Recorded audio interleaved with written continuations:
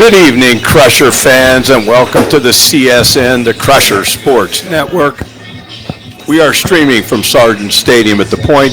This evening's District 6 2A semifinal game features the visiting team, the 4th seed Marion Center Stingers, bringing a 10-1 record into the contest, versus the home team, our number 1 seeded Bishop McCort Crushers, bringing an 11-0 record into the game. Bringing you this evening's action, yours truly, Ralph DeMarco, along with Jeannie Feathers, and of course, our stream producer, Darren Butchko, and Sunshine Jill. Hopefully, we'll be providing you the game night weather. The dream team, the stream team, and the mantra for tonight is the weather is your ally. And we'll get back to that in a bit. Hey, Jeannie, welcome, Jeannie. Ralph, it's good to be here. You know, I don't know if we're going to hear Sunshine Jill tonight. She's busy down at the gate, and you know, sunshine when she's gone. There's a lot of truth to that, Jeannie. We do want to give a shout out to our good friend, Mary Luna. We're sending you all our love and friendship, Mary, and God bless you always. We remind our fans that we're doing video and audio this evening, and so we don't always paint the total picture. You get a chance to look at it on your screen. And just for all of our listeners, we don't speculate why someone's in the lineup or not in the lineup. We worry about the guys that are in the lineup playing on the field. Also, if someone should be down because they need medical attention, we always don't worry. We don't speculate on injuries. We just said, hey, let's send a message, say a prayer for that young fellow that's down. I do want to let you know that the weather, it's raining, and I know that following District 6 protocol, there is a certain seating map, and if you're still coming to the game, there's plenty of seats left because of the weather, okay? And our athletic director asked me to announce this. No bags or balls are to be brought into Sargent Stadium. Small clutch purses approximately the size of a hand or 4/5 of an inch. The only exceptions are medical bags or diaper bags, and bags are open to visual inspection. And please support these policies and efforts to keep us all safe and sound. Yes. So, Jeannie, what do you think? We ready to go to the coach's corner? I think we are. Hold on 1 second. I'll get it with McCort head coach Tom Smith. Welcome to this week's Coach's Corners with Crushers head coach Tom Smith. Thanks for joining us, Coach. Thanks, Gene. Appreciate it. The Crushers are now 11-0 with last week's win over the Bald Eagle Eagles. The Crushers had a pretty solid game on both sides of the ball. What do you take away from last week going into tonight? Yeah, I thought we come out and played well. We had to make some adjustments. You know, it's that time of year with injuries and things like that. And I thought the kids came out right out of the gate and played pretty well. A couple of penalty things like normal that you have to clean up each week, and hopefully we'll have less of those as we progress here through the playoffs.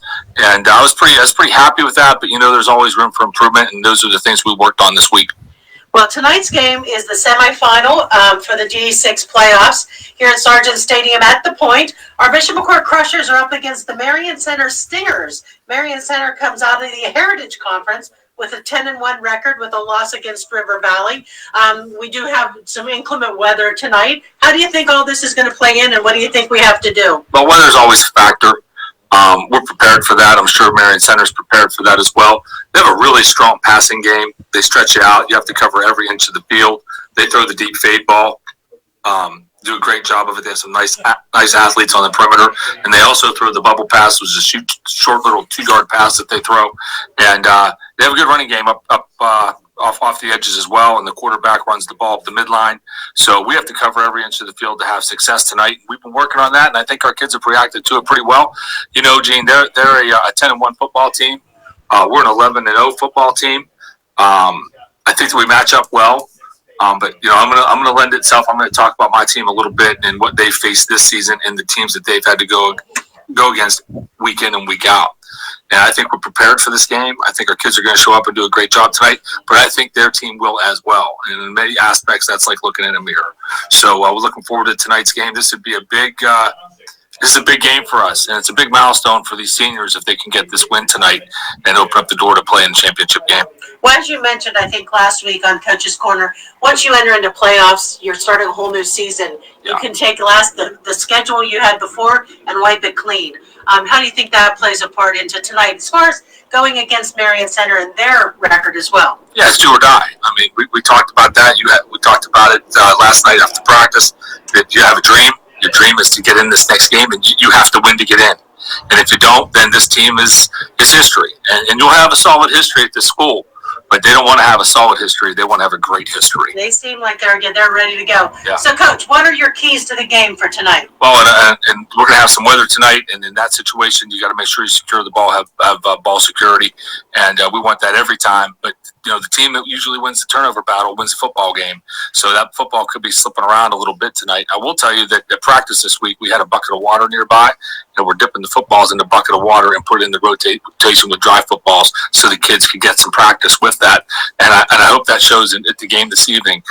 So we really got to play with ball security, and defensively, we're going to go after the football.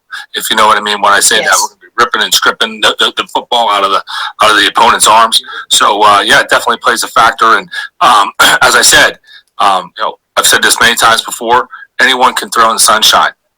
It takes a championship football team to be able to throw and run in the rain. Absolutely. So we're hoping to be able to do that tonight. Well, if we can keep the turnovers to a minimum in the rain, that'll be amazing. We always say on this stream, there's only two things that matter: turnovers and the scoreboard. That's it. So, well, good luck tonight, Coach, and let's keep this winning streak going. I want to go to the championship game. Yeah, I do too. And just for these 14 seniors that we've had, we know what they've been through the last 3 years. You're looking at records of when they were freshmen, they had 2 wins, 3 wins, then 5 wins, and here we are sitting with 11. And we need to break the door down and go get number 12. Sounds good, Coach. Well, good luck, and we'll see you after the game.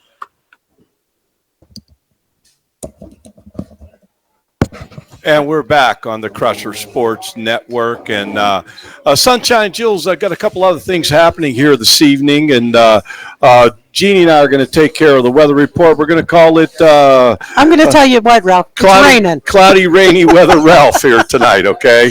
Right now it's 54 degrees, and it's 100% chance of rain at 7 o'clock and 75% at 8 o'clock. It's going to rain tonight. And there doesn't seem to be any wind, Jeannie. The flags are pretty quiet. They're quiet. They're quiet. Of course, they could just be wet and hanging there. I'm just saying. Okay, I can see where this broadcast is going to go here this evening. Yeah. And Jeannie, with the Sunshine Jill and the weather report, I just want to tell you that for what it's worth, the weather is your ally. I can remember back whenever I was coaching with my brother, every day he talked about that, become the rain, become the mud, and the kids believe that stuff. And I think whoever handled this weather the best tonight could come out on top, Jeannie. I do too, Ralph. I do too. Well, Jeannie, how about we take a break from Friends of the Crusher Sports Network?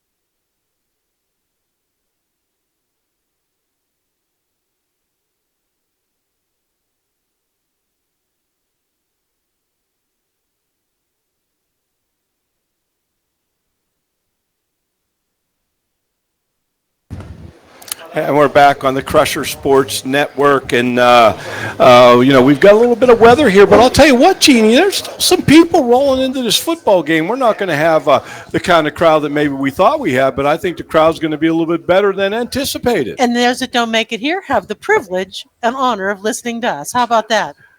God bless them, and I hope they say a prayer for us as well. How about the keys to the game for Marion Center head coach Adam Rising? He's a great guy and a good friend, but keys to the game for Marion Center. Limit Bishop McCort's big play potential. And we do a lot of big plays, Jeannie. Force turnovers and create sudden momentum swings. And we always talk, Jeannie, there's only two things that matter in football. That turnovers and the scoreboard. Thank you, Jeannie. And he wants ball control and time of possession. He wants special teams and field position.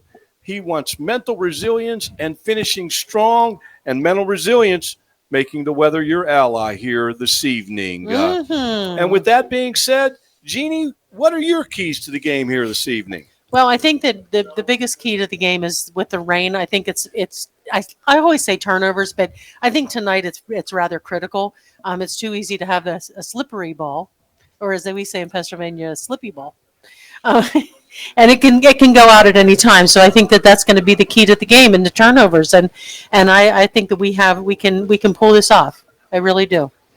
Well, with all that being said, Darren, what about your keys to the game? I'll tell you what, looking at the stat sheet here for Marion Center, their passing is huge. I mean, we're talking the Rising throwing for 2,325 yards. So I don't know how that's going to go tonight. So I'm going to say the sticky ickies, buddy. Whoever can hold on to the ball the best and run the ball without dropping it on the ground, I think they're going to have the advantage. Well, with all that being said, Ralph's keys to the game, talking about turnovers, Bishop McCort is at plus 15 as a team on turnovers. Marion Center is at plus 9. So both of these teams know how to create turnovers and use them to their advantage. But for me, it's real simple. Forget about the weather. Forget about everything. On paper, we're the better football team. And as L. Davis, the owner of the Oakland Raiders, said, just win, baby. Just win. And that's where my key to the game tonight. Hey, what do you think, guys? Let's take another break for friends from the Crusher Sports Network.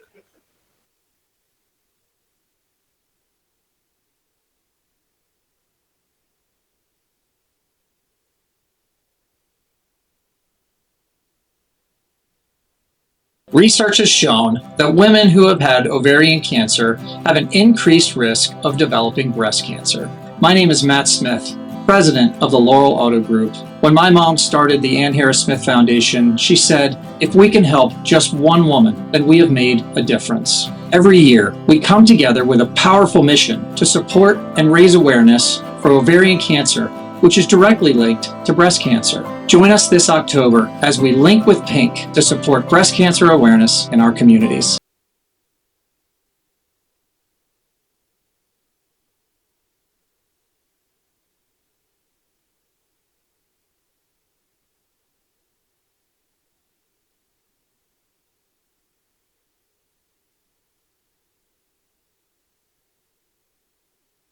We're back on the Crusher Sports Network, the Dream Team, the Stream Team. And I want to give a little shout out to my good friend, Nicole DeArmond. She texts me. She says, let's go Crushers. God bless listening to the Dream Team. Thanks, Nicole, and enjoy the game. And hope the Crushers can pull this one out.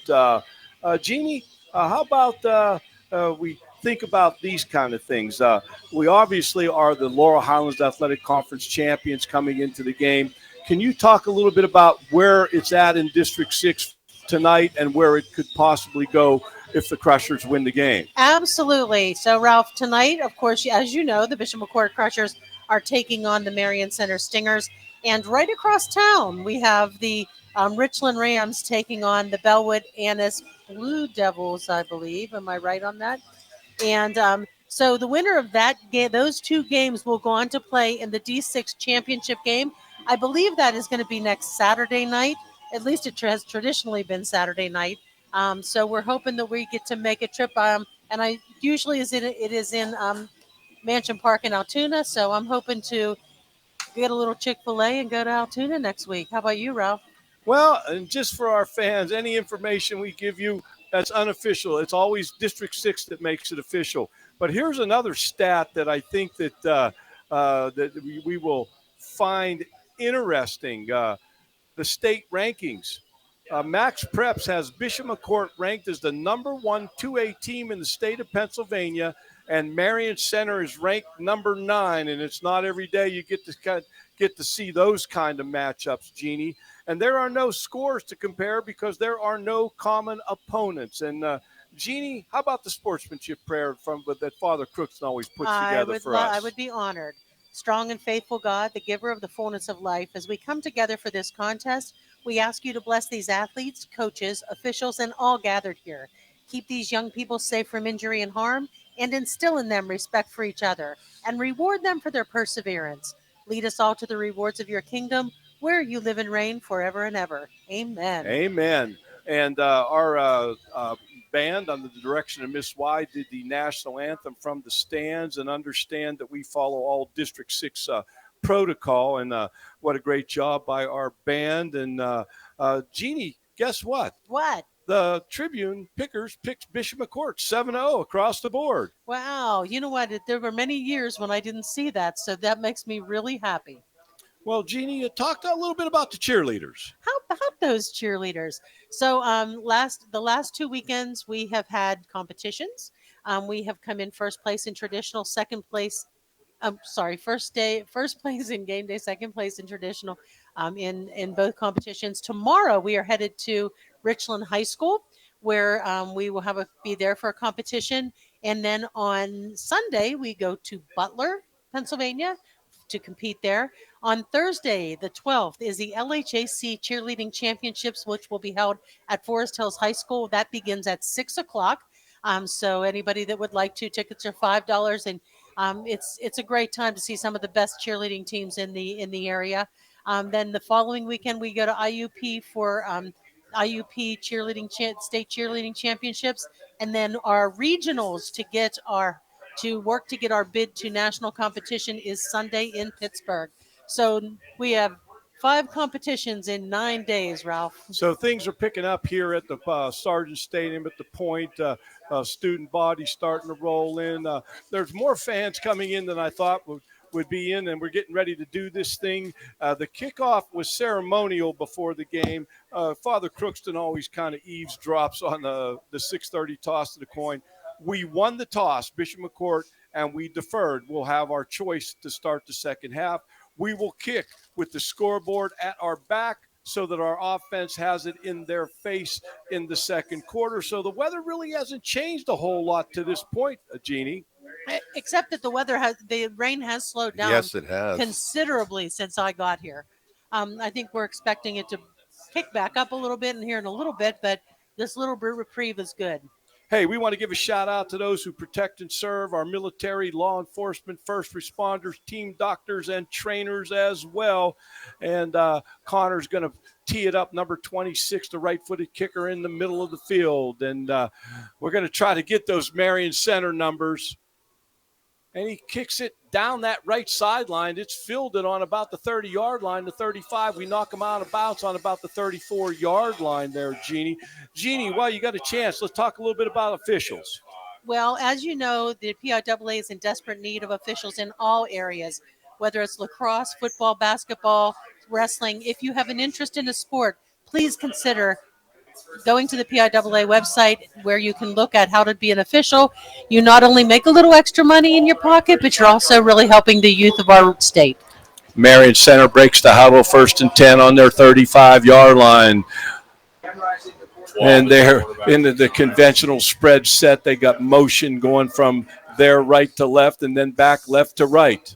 Reset. Bishop McCort's defense got a 4-man look, 3 guys down, and the outside linebacker standing up to our right. Marion Center doing a lot of shifting and moving around. There's the snap to the quarterback. Nothing up the guts. It'll bring up 2nd down for the Crushers. I think they actually How about some key guys, Darren? I think they also. I'll tell you what, they're they're leading rushers, both Phillips and Slavinsky, 271 yards on the year for Phillips, and 167 for Slavinsky. So that they lost a couple. So it's going to bring up a second down and 12 for Marion Center on their own 35-yard line. They're very deliberate. They want to try to control the clock and keep this game close so they have a chance at the end.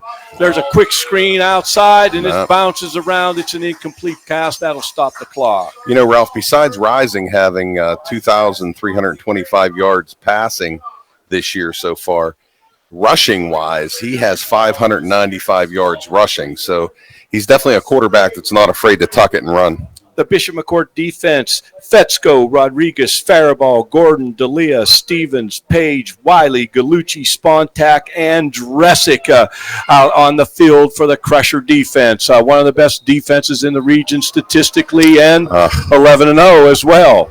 They're going to get us for offsides there. So it was 3rd and 12, and it looks like the Crushers are offsides, which is going to bring up a 3rd and 7 from the Marion Center 38-yard line. Now Marion Center is on the ball, looking to the sidelines to get their call. So they're a little bit up-tempo early in this football game.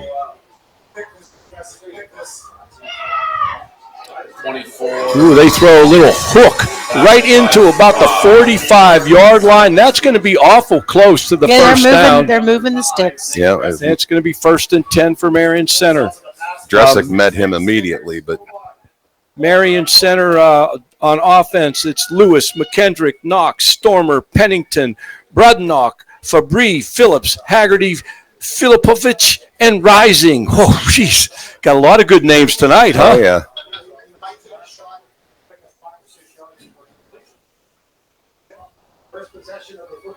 Camden Rising, number 12 at quarterback in the gun, 6 foot, 198 pounds, senior, and statistically one of the best quarterbacks in the entire region. And they hand it off, going off the left side, and they pick up about 9 yards. Number 34, Stevens, hustling from his linebacker position to make the play. They're giving them the first down. Oh, they're pulling a first down. Yep, I don't necessarily I didn't think it was that far, but Luke Stevens leads the team in tackles with 71.5 tackles on the season from his linebacker position. And now Marion Center moving the football. It is 1st and 10 on the Crusher 44-yard line. The ball resting in the middle of the field. And here we go. Marion Center not huddling now. Now they're looking to the sidelines, get their call. Throwing it down the middle. It's incomplete. Number 5 for the Crushers, Johnny on the spot. Nick Dressick. And Nick Dressick having himself a very solid season. He is actually the 3rd leading tackler on the team with 54 tackles on the season. So now we got 2nd and 10. The ball on the McCort 44-yard line.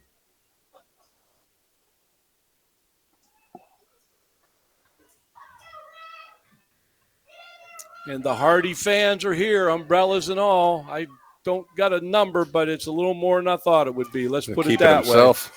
Rising, keeping himself, running to the right. The ball's on the ground. And it looks like Rising recovers his own fumble. You have Stevens on the play. You have number 24, Spontak, on the tackle as well. Spontak has 34 tackles on the season for the Crushers coming into this contest. It's 3rd and about 9 for Marion Center on the Crusher 43-yard line.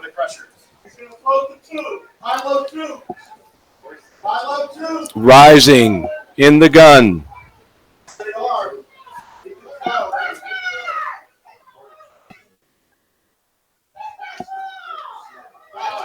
Oh. Hand it off going to the left. Fabry. I think we had another number there at the quarterback position for Marion Center. I believe number 7. Number 7. Yes, Troy Slavinsky is at quarterback, and I got to wonder if we can find Rising. Is he on the field or is he on the sidelines? It's going to be 4th down and 4. Marion Center throwing caution to the wind on the Crusher 38-yard line. Dare you try a little quick kick here? I'm trying to find number 12 if we can find that number. Number 7 is man in the quarterback position, I believe. Incomplete. And that's incomplete, and the Crushers are going to take over on downs. And our good There friend we Fran go. Zima coming into the box here, and we Hi, saying Mr. hello Zima. to Fran. Hey, Ralph, I'm going to talk about a couple of our Fire corporate away sponsors. there, Jeannie. Ameriserve Financial, Walker Cooper Family Dental Center, Laurel Auto Group, HF Lens Company, Allegheny Orthodontic Associates, Martella's Pharmacy, Redefined Advisors, Senior Life, McEnany Brothers, Metz Culinary Services, WJAC TV, Nico's Restaurant, Paris Financial, Young Guns Wrestling Club, and First Summit Bank. So Bishop McCourt's going to take over 1st and 10 on their own 38-yard line. Hand it off to Number 6, Brady Page. Brady Page. on a little counter going left to right. And number 6 for Marion Center makes the play. Tyler Phillips making a big play there for Marion Center. The Crushers hustling up here a little bit. It's 2nd 10 and the ball on their own 38-yard line. Let's go through the Crusher offense. Fetzko, Rodriguez, Zahorn, Hildebrand, Rozier, Wiley, Dressick, Page, Spontak, DeLea, and Gallucci starting at the quarterback position this evening. And Gallucci keeps it up the guts, and he's got a lot of running room. He's off to the races. Gallucci at the 40, Gallucci at the 30. Gallucci gets knocked out of bounds. 20-yard line. Nice about run. the 20-yard line. Nice play, but you got to give the offensive line for the Crushers. They opened up a big hole for Gallucci up the guts. Fetzko, Rodriguez, Zahorn, Hildebrand, and Rozier getting the job done for the Crushers. Now, Ralph, they're at the other end of the field where I can't see. Welcome to the club. We got to get the binoculars out there. 1st and 10. The ball on the Marion Center 20-yard line.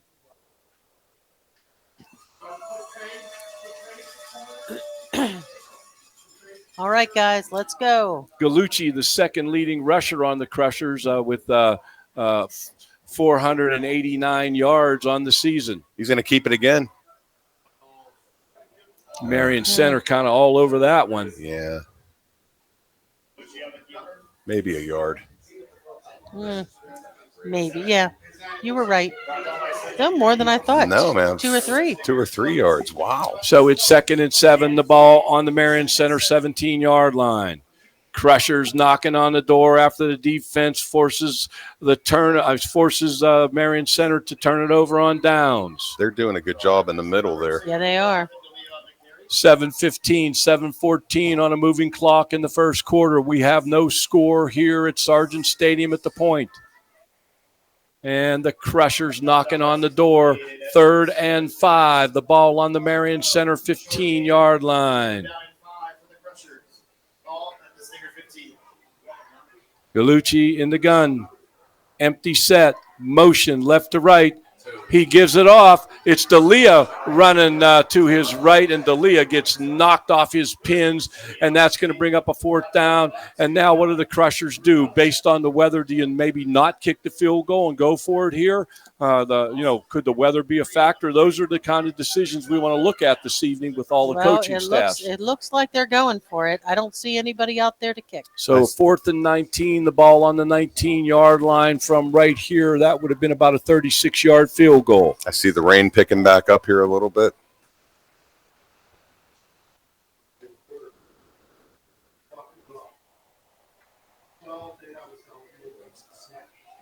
Gallucci back to pass. Oh, looking for a little screen over the middle. And did Marion Center pick it off? No, they didn't pick it off. They deflected it off. Bishop McCourt's going to turn it over on downs, and Marion Center's going to take over 1st and 10.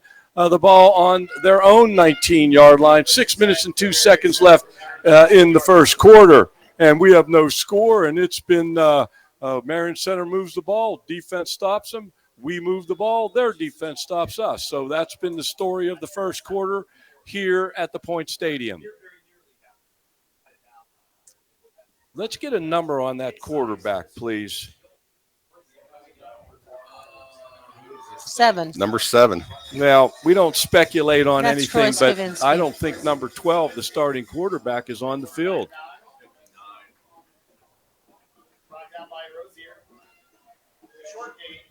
So at quarterback for Marion Center, it's number 7, Troy Slavinsky.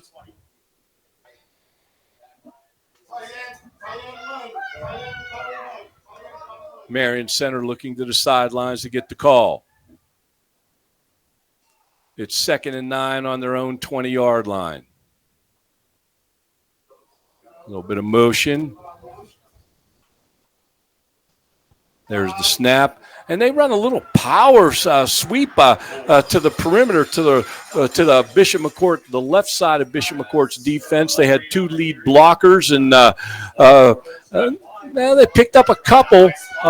They probably picked up about 2-3 yard line, 2 or 3 yards, and that's going to bring up about a 3rd and 5. The ball on the Marion Center 24-yard line. 4:50, 4:49 in the first quarter. Clock is running. Marion Center looking to the sidelines to get the call.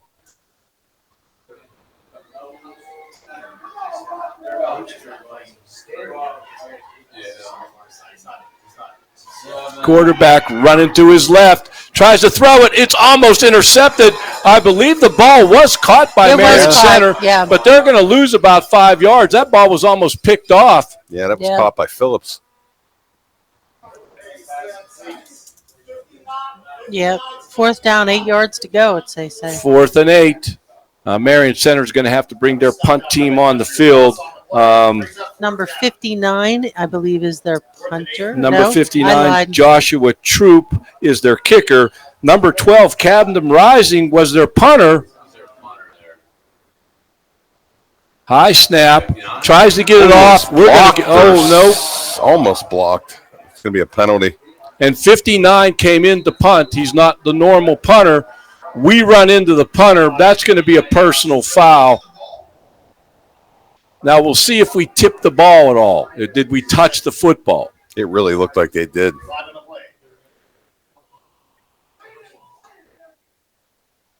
And our first debate conference of the night. 3:45 left here in the first.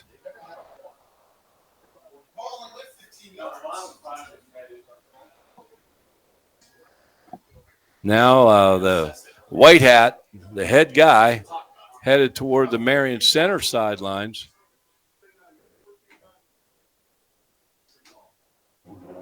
Well, I'm not sure what this conversation will be about. The question is, if we didn't tip the football, it's roughing the punter.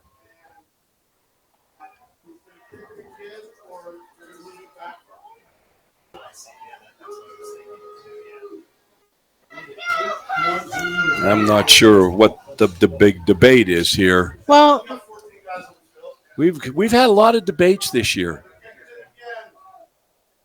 Well, they're going to kick it again. So was that on them? Like, how does that? You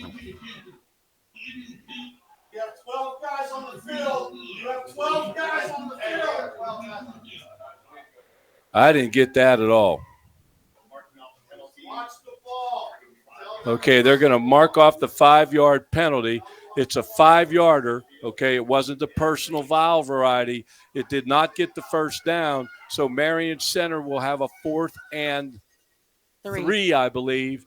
And the ball should be on about the 26-yard line of Marion Center. And now they're going to punt the football. And it looks like number 59 is going to be punting. That's Joshua Troop. He's also the kicker. We have Nick Dressick in the back. Nick Dressick is deep. And he gets off a pretty good kick. Dressick fields it cleanly. Looking for some room, and he can't get away from number 73 for Marion Center. Stormer. And that's Brooks Stormer on the tackle, and the Crushers are going to take over 1st and 10. So the Crusher defense hangs tough, and Marion Center punts the ball to McCort, and got to make a little bit of hay now, Jeannie. Yeah, Ralph, let me give you a couple more of our sponsors. We have Sunseekers Tanning Studios, Game Day Apparel, The Haven, McElwain Bus and Charter, Thomas Buick GMC, Rizzo's Restaurant, Brett Insurance, Formica's Kitchen Design and Contracting, Randy's Bilo, Bread Insurance, Marlin Art and Plate Glass, Riemann Auto Sales and Service, the 5th Local Ale House and Eatery, MCS Fabrication and Machining, Capri Restaurant and Catering in Westmont, and Allegheny Field Service. Well, Jeannie, it's going to be 1st and 10 for the Crushers. The ball on their own 42-yard line. 3 minutes and 33 seconds left in the first quarter. And the rain is picking up. It's coming straight down, but it's picking up a little bit. And they're saying that around 9 o'clock it could be coming pretty hard, but we're a little bit farther away from 9 o'clock at the moment. And now we're going to –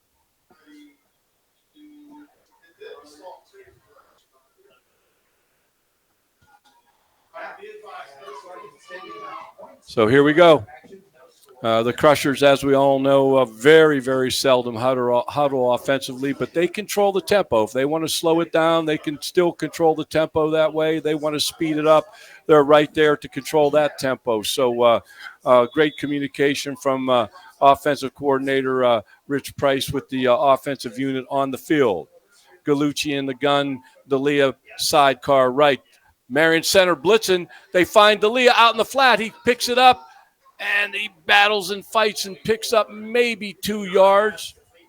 2 or 3, yeah. So it's going to be 2nd down and 8. The ball at the McCort 44-yard line.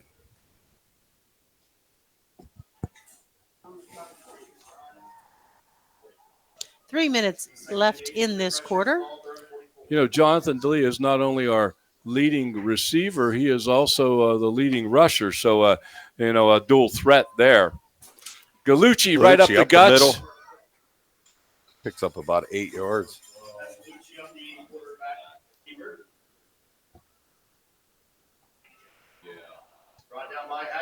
Look more than that, but it's going to be 3rd down and 4 for the Crushers.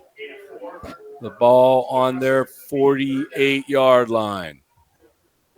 Come on, boys. Empty set, Gallucci in the shotgun. He's going to throw it. He's looking. He's got a receiver out here.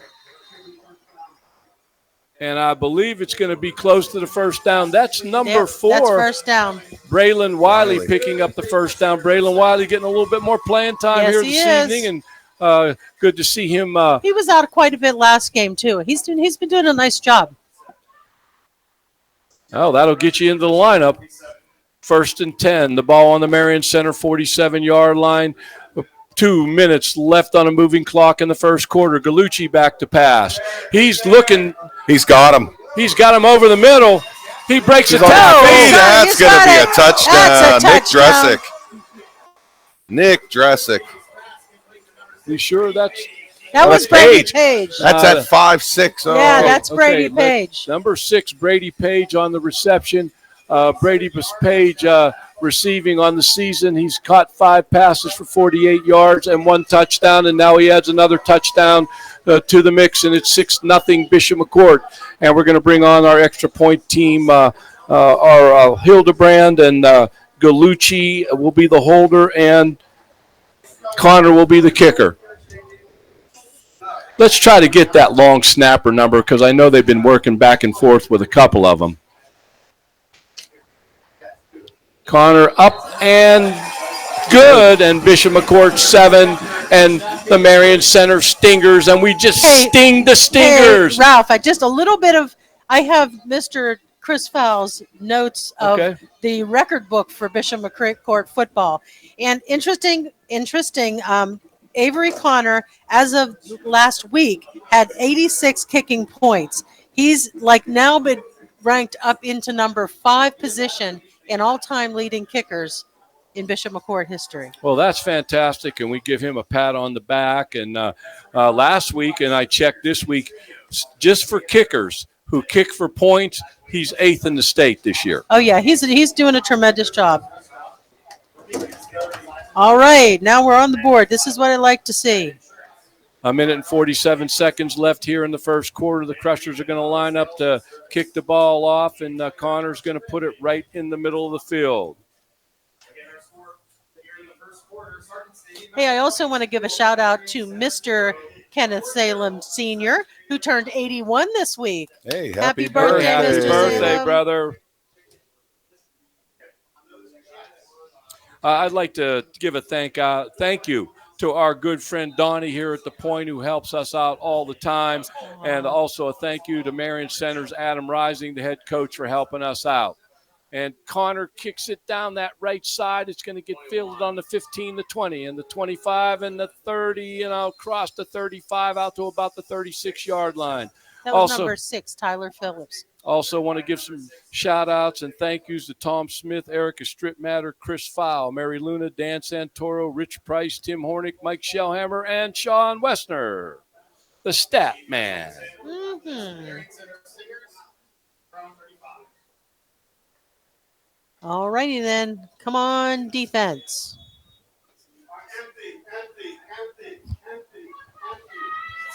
They've got an empty set. They got motion. They're going to hand it off on the jet sweep. I'm looking to see who's on the bottom of that pile for the Crushers. Hey, listen, I got to give that guy credit. He got hit hard, and man, that was number 6. Did. Tyler Phillips. He just kept pushing. That was the guy in the red shoes for us. That's number 34. Rozier. Yeah, Rozier. Boy, he dropped the shoulder on him. Oh, 34 is Luke Stevens. Is that Luke? Yeah. Okay, yeah, he came in from that linebacker position and just put a nice hit on him. But the guy, A minute and 8 seconds left in a moving clock in the first quarter. Your Crushers 7, the Stingers 0.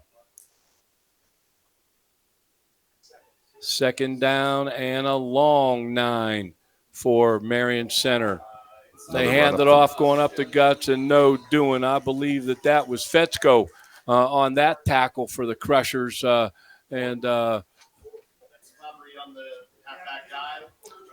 Fetzko coming into the season with tackles. Rocco Fetzko with 41.5 tackles on the season. we'll get one more playoff here in the first. Third down and 10. The ball on the Marion Center 36-yard line. Yeah, they're going to have to definitely snap it. And the Crashers They got him. are all over him. Put him down. That was number 3. Marquise Marquise Gordon. Boy, did Stevens come in and lay a hit on him. And that's going to be the end of the first quarter with the Crushers 7 and the Stingers 0. And how about we take a break from friends of the Crusher Sports Network? Martella's family-owned pharmacy has been caring for you and about you since 1964. With 6 convenient locations, we're always here for you, providing personalized service that goes above and beyond. Martella's offers a wide range of services from free prescription delivery to being the only regional pharmacy to offer Medipack, organizing your medications in easy-to-tear-off packets. Martella's, caring for you and about you since 1964.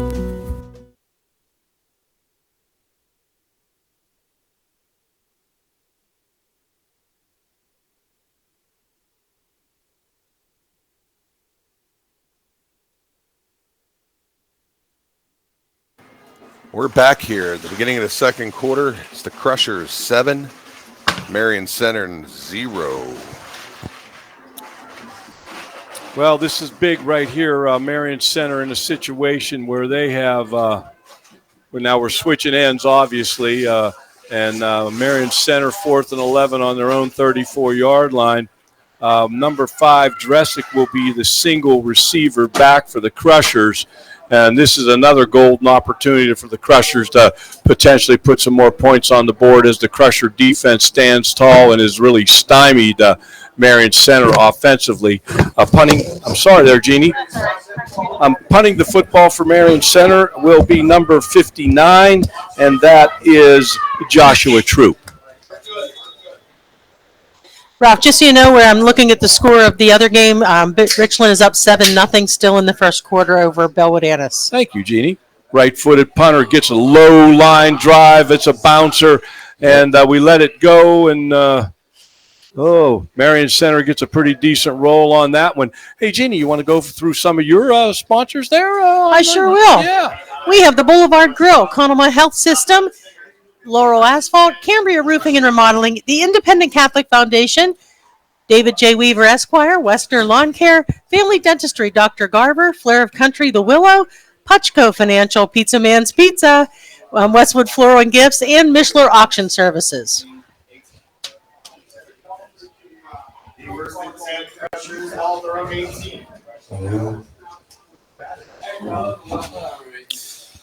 Well, here we are, Crusher fans. The Crushers taking over 1st and 10 on their own 18-yard line here in the second quarter, very early in the second quarter. We hand it off right up the middle. We might pick up a few yards on that one.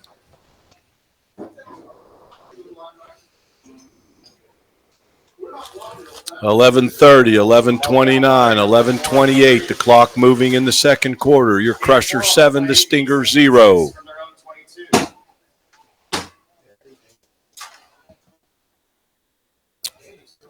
Scoreboard says 6, looks more like 8 to me. 2nd and 8 from our own 22. Down the middle, firing it down there, and I believe Marion Center is going to get the interception. Fired it down the middle and getting the interception for Marion Center, number 10, Noah Filopich. That was a big turnover. Yep, turnovers. Do you in? And both of these teams were on the plus side. They know how to make turnovers. They know how to score points off of turnovers. And now the Crusher defense got to stand tall once again here early in the second quarter.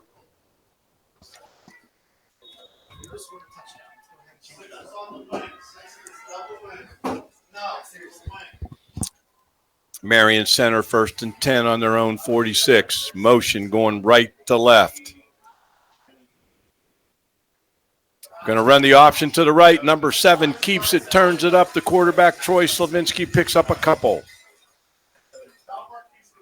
And maybe a yard, maybe a yard and a half. So it's going to bring up a 2nd and 9 yards. The ball on the Marion Center 48-yard line.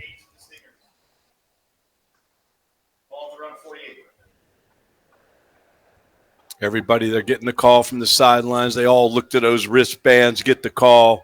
Modern football.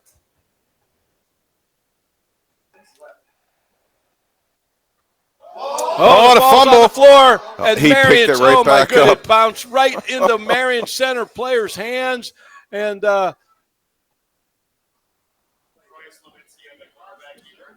actually, number 7 comes up with the football. He was running it to his left, and it bounced right back into his hands after he fumbled it, and they actually picked up a couple of yards, and it's going to be 3rd and 6, the ball resting right on the 50-yard line. Ralph, I would be remiss if I didn't recognize our stream sponsor for tonight, which is JMC Promotions. Thank you so much, Mr. Cernick, and our student section sponsor, which is William Stasko. Thank you, Mr. Stasko. Thank you. We appreciate it very much. We appreciate the help. And they're going to throw a little pass into the flat. Number 2 on the reception. Number 2, Alex Brudnick on the reception. Number 4, Braylon Wiley off of his cornerback position makes a big play for the Crushers. And now Marion Center's got a decision to make. They've got it 4th and short. Do they try to draw us off sides, or do they run a play here? The scoreboard, it's like 4th and 1 on the McCort 46-yard line. Oh, boy. Okay. I don't know if they're going to snap it. It doesn't look that way. They might. 14 seconds, 13 seconds on the play clock. Motion. Oh, my goodness gracious. We jump off sides. What are we thinking about, gentlemen? Well, they did exactly what they wanted to do. Drew us right offside. Yep. Wow, come on. 1st and 10. The ball now on the McCort 41-yard line. And, Jeannie, we got the makings of a Donnybrook here. If Marion Center can cash in. Snap. Throwing it into the flat.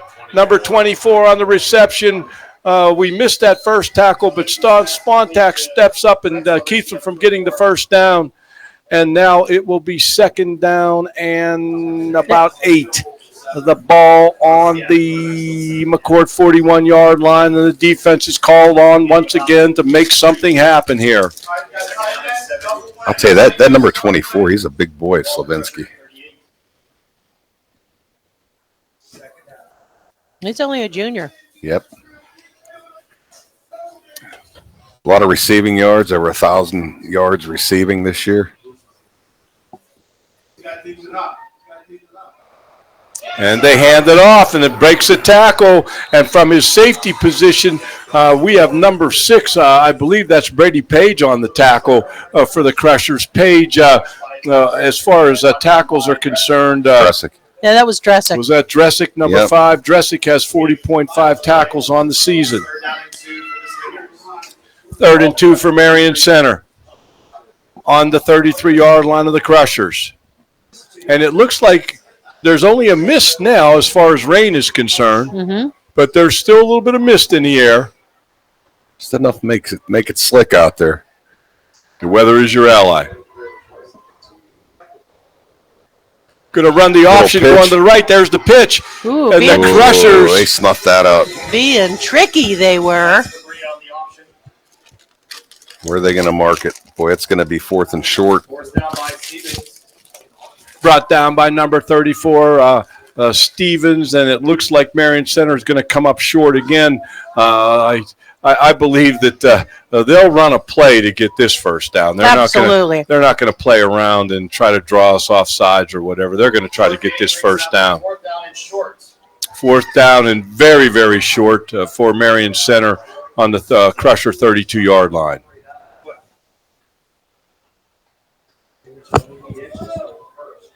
He's underneath, dive, quarterback sneak. Timeout. We've got a timeout, Ralph. Well, let's take a break from Friends of the Crusher Sports Network. Marion Center taking the timeout. Here at the 5th Local Ale House and Eatery, we're proud to support Bishop McCort Catholic High School Athletics. From football and basketball to baseball and every sport in between, we're cheering on the Crushers this season and beyond. Stop by the 5th for great food, craft beers, cocktails, and a welcoming atmosphere, perfect for friends and family. From our house to yours, the 5th Local Ale House and Eatery wishes the Bishop McCort Crushers a successful season. Go Crushers!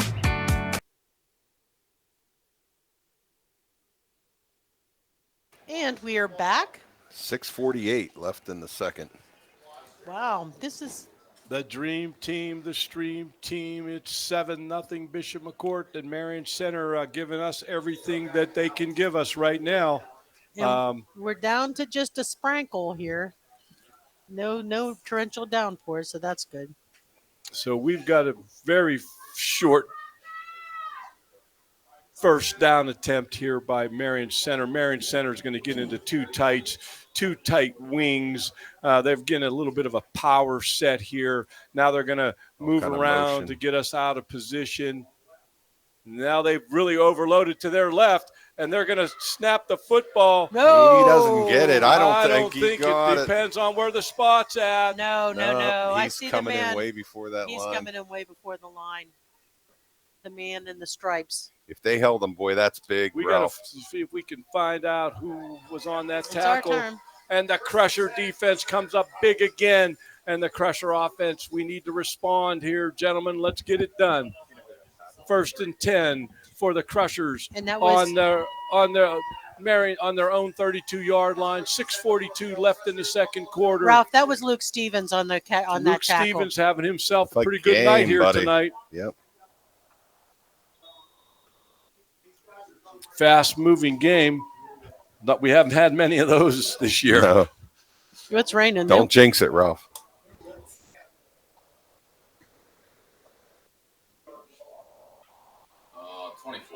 He's There you getting go, outside Josh at Spontac. And he's still going.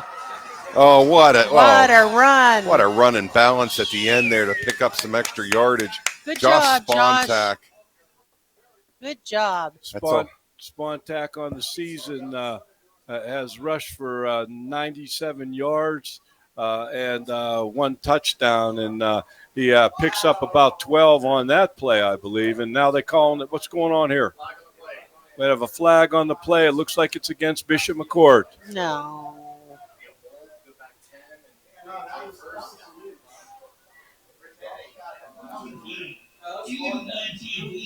Personal foul.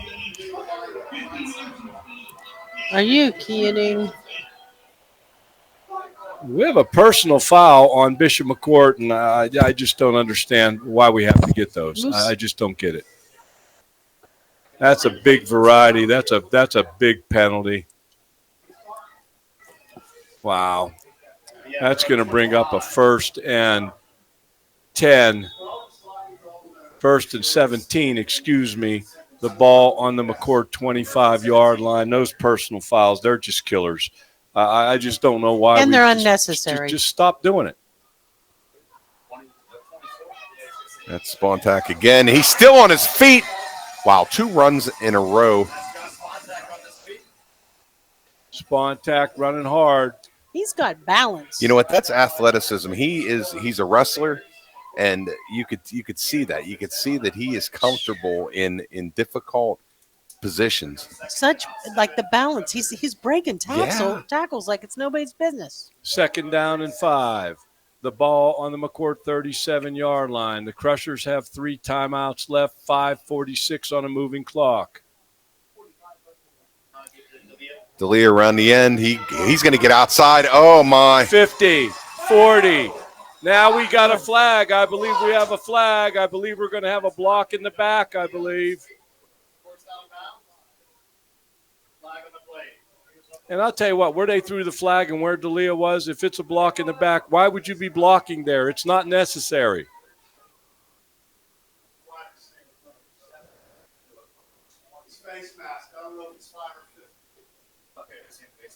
They're saying face mask, Ralph. Yep. We pulled the face mask.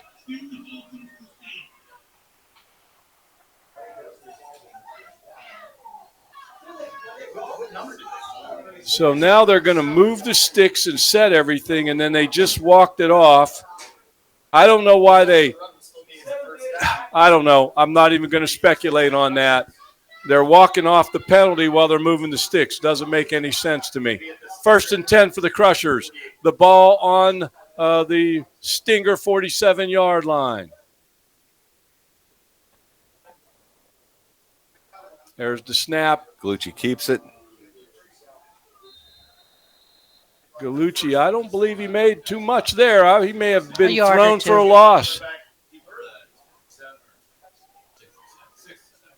Brought down by 67 Carter Knox for the Stinger. No gain on the play. Bring up 2nd down and 10. 2nd and 10 for the Crushers.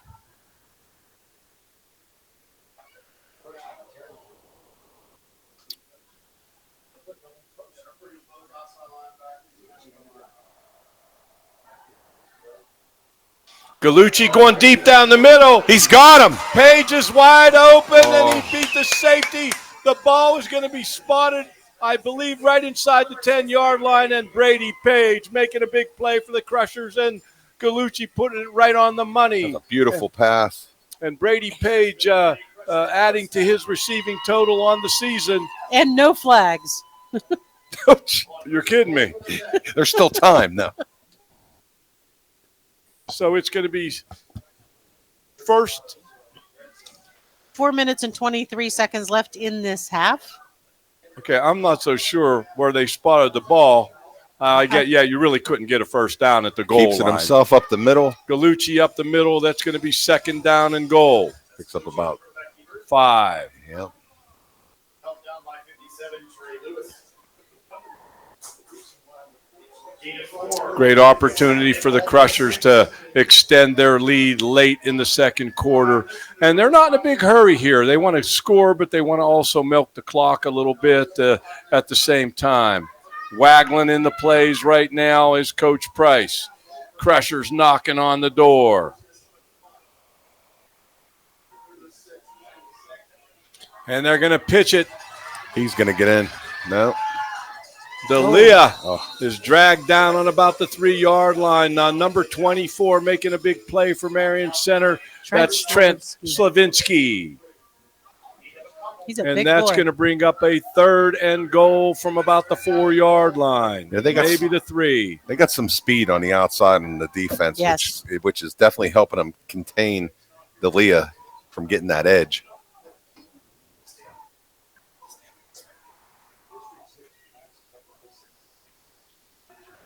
The clock is stopped with the D'Elia being tackled out of bounds. 3rd and goal from the 3-yard line. Motion, Faribault in motion. They fake it. Gallucci keeps it. He cuts it back. Gallucci. I think he's in. Oh, I thought he was in. Come on. No, they're saying he was down. Oh. As he reached, his knee was down. Yeah. So now it's going to bring up a 4th and goal from right inside the 1-yard line. And I think Coach Smith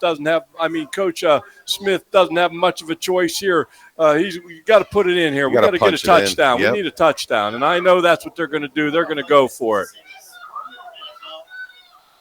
Let's see if they can get a little push here. Looking to the sidelines to get the call. Oh, it's going to be a timeout. Now Coach Smith wants a timeout. 2 minutes and 50 seconds left in this half. How about some words from the Crusher Sports Network? I'm with you. At Mission Critical Solutions, we're not just about metal. We're about precision, innovation, and excellence. From welding and machining to custom fabrication, our expert team ensures every detail meets the highest standards. What truly sets us apart are our specialty services, expert project management, streamlined supply chain solutions, and rigorous quality engineering. Mission Critical Solutions, where exceptional metalwork meets unparalleled expertise. Transform your vision into reality. Contact us today.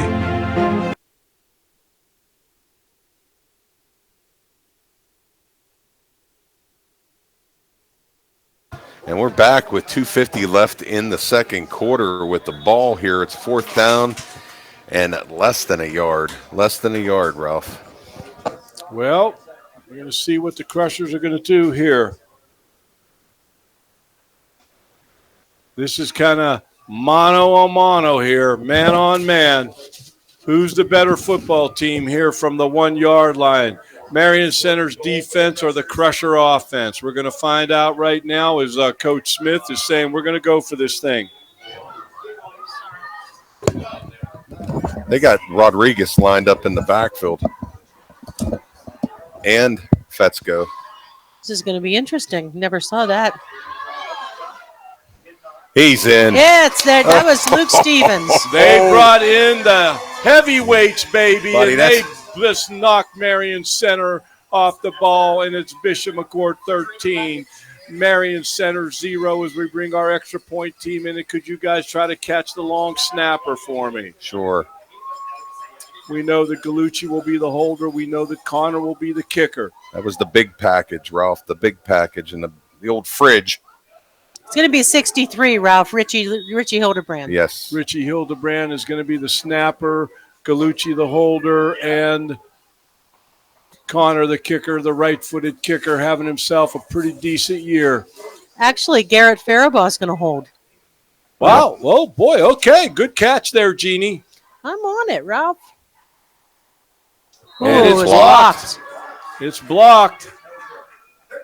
And it's 13, Bishop McCort, Marion Center 0, and that's our 3rd extra point blocked in the last 2 games, and that's not going to make Coach Santoro very happy at all. The kick was kind of low a little bit, Jeannie, there. Yeah. Hey, how about we take a break from message from the Friends of the Crusher Sports Network. At Allegheny Orthodontic Associates, your smile is our passion and your comfort is our priority. With a patient-centered approach and a history of making healthy, confident smiles, we'll give you the best smile yet. Our friendly, experienced staff is here to walk you through your treatment so that you have the confidence to be excited about the process and the outcome of the work that we do for you. Whether you're here for a first consultation or specialized treatments, we tailor a plan to fit your needs on your schedule.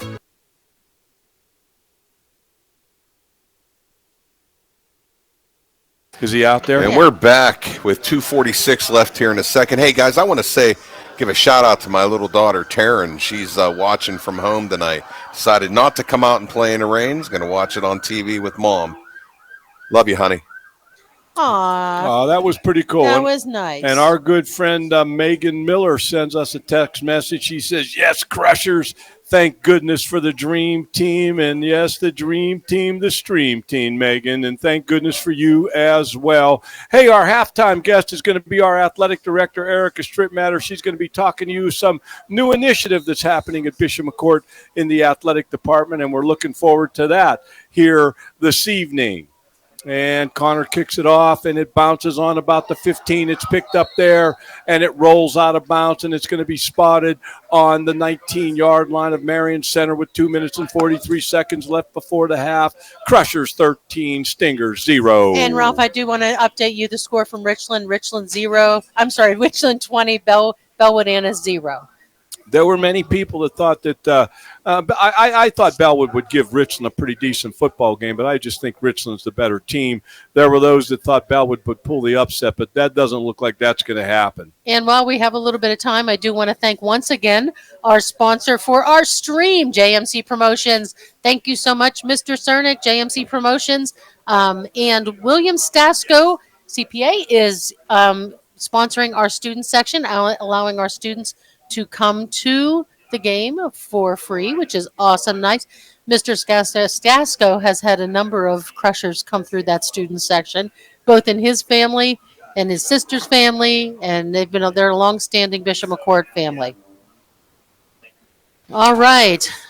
The Dream Team, here we go. The defense is going to be called once again to hold the Stingers down and take this lead into the half. Marion Center, number 7, going to line up at quarterback, Troy Slavinsky, and Marion Center going to try to make some hay on this series. And it looks like right now they're going to have a tight wing right and trips left and a single receiver to the short side of the field, number 7 in the gun, and forcing the Crushers to defend the wide side and play man-to-man right down here on number 10, Noah Filipich. And that might be the place that they're going to go with the football. Let's get now we bring Page out here and we double team number 10, and now we got a timeout. Timeout, yep. Timeout, Bishop McCort. All right, Ralph, how about if we take a message from our Crusher Sports Network? I'm with you. For me, being a part of the 6 News team, it's a privilege. It's a responsibility not only to our viewers, but to those who came before us. Always showing up, following leads, getting both sides of the story. It's the foundation of 6 News, knowing we delivered on our promise to you. Coverage you can count on. I'm Jen Johnson. Thanks for choosing 6 News, and thank you for celebrating 75 years of WJAC TV with us.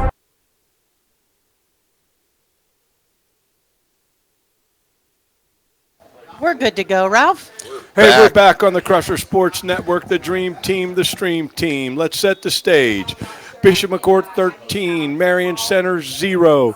2 minutes and 43 seconds before the end of the half. It's 1st and 10 for Marion Center on their 19-yard line. Marion Center with 2 timeouts left and the Crushers with 1. All right, we have Marion Center's formation is forcing us to really defend the entire field here, and that's why the Crushers got a timeout to be sure they are aligned properly. And there it is. There's a little hook for maybe 4 or 5 yards. The tackle is made there by a number 24 Spontak. The receiver is number 24 for Marion Center, Trent Slavinsky. those 24s are going at it in a couple plays. There you go. 2nd and 4 for Marion Center on their own 25-yard line. The Crusher secondary looks like they've loosened up just a little bit. They're not like in a prevent look, but they want to keep everything in front of them right now. Smart move. They're keeping himself. Quarterback keeps You it got a up the couple. guts. Going to bring up a third down. Shoot. That's Marion Center not showing much urgency here. No. The clock is moving. They still have 2 timeouts. If they want to keep this drive alive, they're going to have to get it here on third down, I would have to think. It's 3rd and 1 for Marion Center on their own 28. Really taking their time snapping the ball.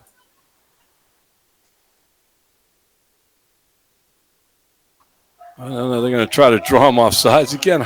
Now they're looking. Now they're changing plays. Just got to watch that ball. Quarterback's going to keep it. I don't think he's going to keep way. Number 3 and number 34 for the Crushers. Gordon and Stevens on the play, making a big play. And now Marion Center's got a decision they got to make. They got a 4th and 6. The ball on their 23-yard line. And they called a timeout. McCort called a timeout there to stop that clock. The clock stopped.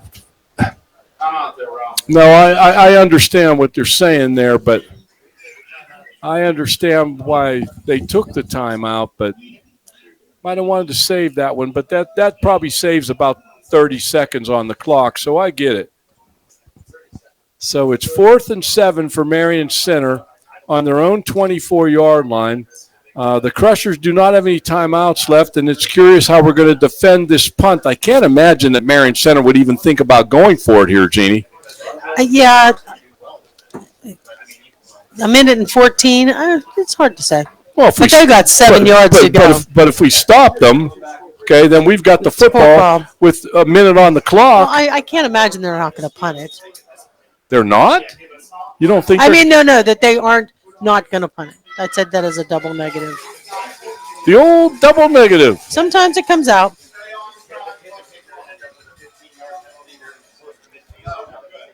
Not a chance, never. Mm-hmm.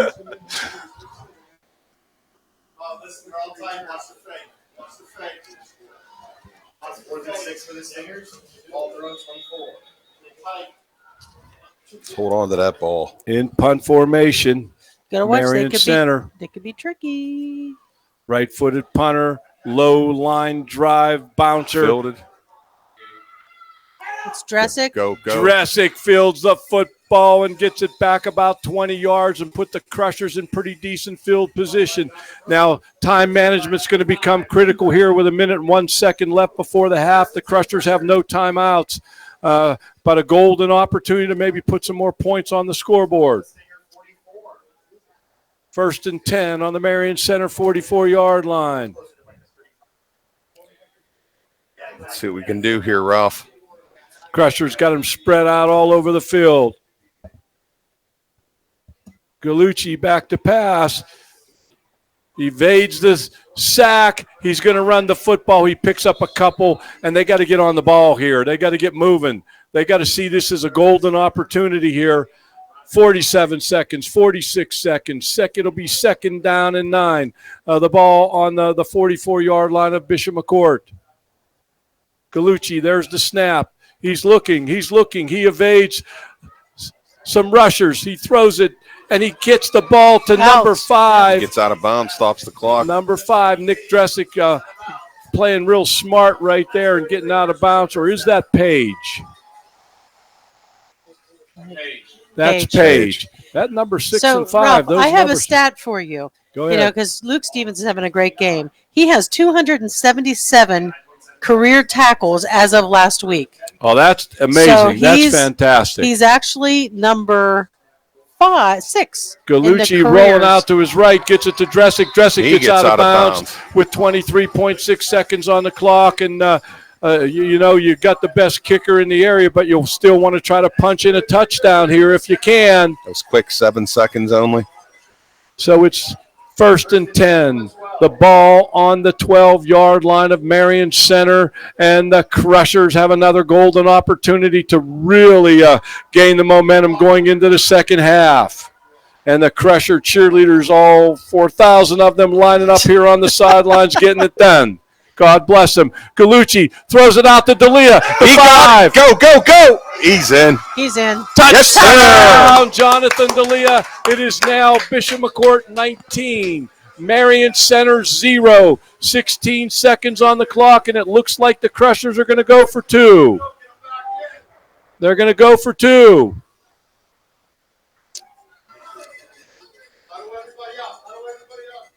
Big play before the half. We want to remind you that the athletic director at Bishop McCort, Erica Stripmat, will be joining us at the half as our halftime guest, and she's got a new initiative that she wants to talk about within the athletic department at Bishop McCort Catholic Academy.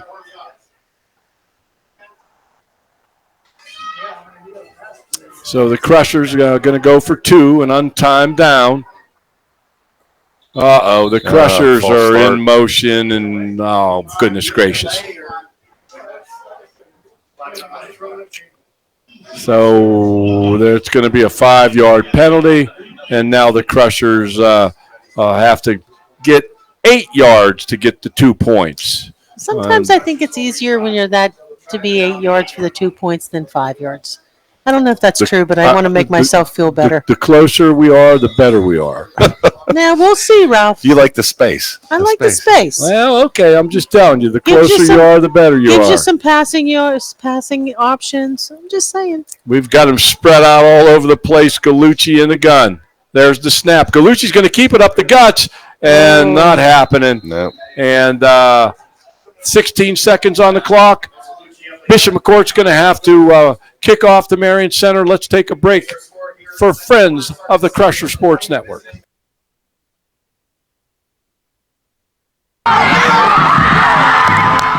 Defend your ride with Riemann Auto's All-Star Service. From state inspections, tires, brakes, and routine maintenance, Riemann Auto is your one-stop shop for all your automotive needs. Riemann's highly trained mechanics will have you on the road and running safely. Score a winning drive with the top-notch maintenance and repair service. Riemann Auto wishes the Crushers all the best for a successful season.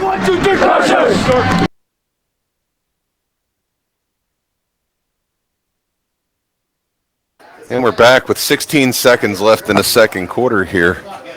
Crushers up 19-0. That extra point, the 2-point conversion failed for us, but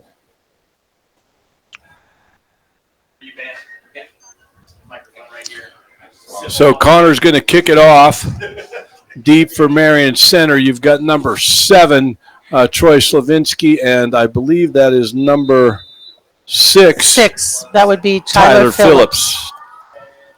And Connor's going to kick it from the right hash. He's actually laid the ball on the side. He didn't even use the tee, and he's down right there. He got that thing on the ground, and it started to squirt a little bit, and Phillips had to go down and get it and got down on one knee. 14.4 seconds left before the half. The Crushers 19, the Stingers 0, and the Stingers are going to take over on their own 21-yard line, 1st and 10 before the half.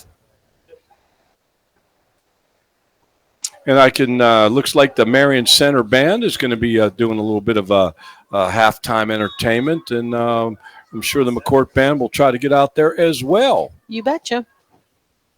And Marion Center hands it off to the left, and I believe that's going to be the last play of the first half. And I'll tell you what, you got to give the cheerleaders and the band from both schools just getting out here in a kind of a wet, dreary night and making it happen and showing a lot of enthusiasm. And that's the half. Crushers 19, Stingers 0. We're going to take a timeout from Friends of the Crusher Sports Network.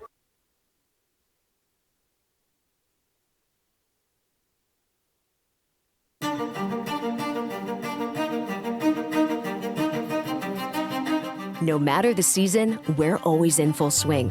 When it comes to cutting-edge orthopedics and sports medicine, Conema Health System is your winning team. This all-star team is scrubbed and ready all year round. Whether you're sidelined by a sports injury, undergoing surgery, or dealing with a traumatic injury, Conema's team will get you back in the game. From life-saving trauma care to advanced orthopedic procedures, we're here to get you back to your best, no matter what life throws your way. Our MVPs, our surgeons, performing at their peak when every second counts. And our playmakers, those who make the valuable assists, our practitioners, our nurses, and our staff, ensuring you get the best care and stay on track toward your optimal recovery. When your health and mobility are on the line, we provide championship level care because your health is our victory. We turn dreams into designs and designs into reality. Visit Formica's Kitchen Designs, where quality is a family tradition. Contact us today to bring your dream kitchen to life.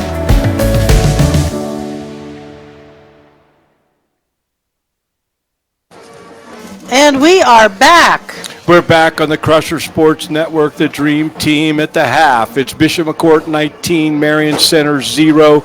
The Marion Center band on the field entertaining here at halftime. And I'll tell you what, with the weather the way it's been, Jeannie, you got to give all the fans and band and cheerleaders and the teams a lot of credit. They're putting on a good show here this evening. No, absolutely, no doubt. And it's the way it is. The rain is starting to pick up a little bit here, and so we're hoping that it goes back to being just a sprinkle once we get back on the field for the second half. Well, with all that being said, Jeannie, we're going to bring on our halftime guest, Erica Strittmatter, the athletic director at Bishop McCort Catholic Academy. Erica is a 2007 Penn Cambria graduate, a 2010 Pitt graduate. She was the Penn Cambria girls varsity basketball assistant coach from 2014 to 2023. The Bishop Carroll Catholic head coach 2023 to 24, currently the McCort athletic director and assistant basketball coach under the direction of John Hahn. She's married to Alex for 13 years. They have 3 children, Peyton, Micah, Maggie, who is 10 months, and their children, Peyton and Micah, attend Bishop McCort Catholic Elementary School, the East Campus, and they are wonderful, beautiful children. I can attest to that. And Erica's already not telling the truth about her daughter's age. She's making her younger than she is. Well, I believe my mistake. Sorry, Maggie. She just celebrated a 1 year. She just turned 1, so sorry, Maggie. Okay. I didn't start that till in my 30s. You guys got that out of your system now? We're good now. All right. Okay. I understand. I get it. Well, Erica, welcome to the Dream Team. It is great to be here with you guys. So you're in the stream here now. Yes, thank you for having me. Especially, I love being up here in the booth right now, guys. This is fantastic. Yeah, no kidding. Oh, it's a spiritual place here, just so you know. No, it's actually a dry place. And yes, warm. and warm. Well, spiritually dry place, okay? That's right. Hey, speaking of that, this is exciting D6 football here, Erica. Very much so. Huh? Very, very much so. Proud of these guys and their resilience, and the coaches have done a great job, and just excited one game at a time. You know as well as I do, this time of year, survive and advance. I'm with you. Survival is what's that old saying? Survival is I don't know. I'm making them up. You're making something up. Well, Erica, I know that there is new initiatives revolving at the school with the athletic department involved, revolving around spirituality, academics, being physical. So FCA Fridays, right? It is, yes. So it is Faith in Fitness Fridays, and it is in collaboration with the Fellowship of Christian Athletes. So what we are doing is we're launching a new initiative. As you both are well aware, Ralph and Jeannie, faith is the foundation of everything we do at Bishop McCort. It's all through our school, classrooms, hallways, out in the community. It's on all of our sports teams, praying before and after games. So we were just really looking for a new initiative to bring it, enhance it for the student body. So we want to invite all of our Bishop McCort students to grow spiritually and physically with us on Friday mornings. It's going to be at 8 a.m. in our beautiful Bach weight room. We will pray, and we will do a little workout, and then we will say another prayer, and just really kind of focus, like I said, on our faith and being together, and really just being not an individual, but part of something bigger. And there's a bigger purpose, and really being part of something bigger than yourself. Well, Erica, how did the plan get hatched, and how long has it been going on? Well, we just started it. We just launched it. Jeannie and Steve Cochin and myself kind of put our heads together and came up with a plan to Two try smart girls. Yeah, you got that right. Steve, I'm not saying you're not smart, okay? We love Steve. I love him. He's a great guy. He helps me out a lot. So we really just kind of put our heads together, and kids need structured time, and we are really, really blessed at Bishop McCort with a 4-day school week. And so in order to bring those students in and really, like I said, reflect on their faith and focus on that, and have some time in the morning, and like I said, really focus on being healthy in all aspects of life. Well, and I understand that coaches will do the physical part, the weight room part, that kind of stuff. But who gets involved? How do you handle the faith part of it? Well, that is going to be, we're going to look to bring in some priests. We're going to look to bring in some religious leaders from the area, hopefully to come in and talk to us about that. And like I said, really kind of enhance that, and really kind of just try to bring everybody together, on that aspect. Well, I would be remiss in not mentioning the FCA. Yeah. The remind me, FCA Fellowship of Christian Athletes. I know it took me. I had a aneurysm, I guess. I don't know. Anyway, Fellowship of Christian Athletes just recently finished their annual coat drive. Yes. And they received a ton of coats and then gloves and everything else for winter, in conjunction with New Day and the Crusher Closet. The Crusher Closet is something that Amanda Fetro Woodruff, our art teacher, has put together, and it's a place in Bishop McCort where kids that need clothing can go and get that.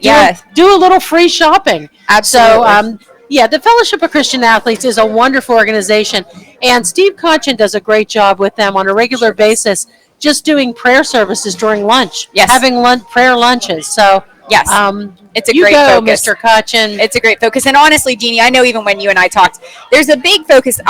Obviously, there's a lot of kids in our school who are involved in different sports teams and non-athletics, but there are also a few that are not. Yes. And we really want to give everybody an opportunity to come out and grow in their faith and also grow physically with us. And that is something those are lifelong. Those are lifelong skills and lifelong goals that we all want to have. So it's a great initiative. I encourage all of our student body to get involved in that and to come out and see what it's all about. On another note, can I go to another note, Ralph? On another note, we are just getting ready to launch our winter sports season. We are. We're finishing up our fall and heading into winter. So Yes, I wanted to make everyone aware of what we are looking forward to. Yes. Fall season is wrapped up except for our football team. Nate Denhard ran in the PIAA cross country meet last week at States. He did a great job. He capped off a great sophomore year. Big things to come from that kid. He's tremendous. So looking forward to that. Obviously, our football team's playing here tonight, and hopefully again next week we can catch them in action as well in the District 6 championship game. And so we are going to launch into our winter sports as well moving forward here, and we have high expectations there as well. Well, Erica, it's Faith First at Bishop McCort Catholic Academy. And you have any shout-outs? Anybody you want to chat up here on the air? You know what? I want to shout out everybody that's listening tonight because I think, there's something special down here, Ralph and Jeannie, that goes on. And people down here really come out and they support, whether they're here, whether they're listening on the radio, but they have followed this Crusher football team, and we are so excited for them and so excited to watch them continue to grow. So shout out to everybody on the air tonight. And I do want to point out, because you're involved in this, tomorrow night, the Crusher ladies and boys basketball teams will be holding a fundraising event at the high school, the LCR event, which is an annual event.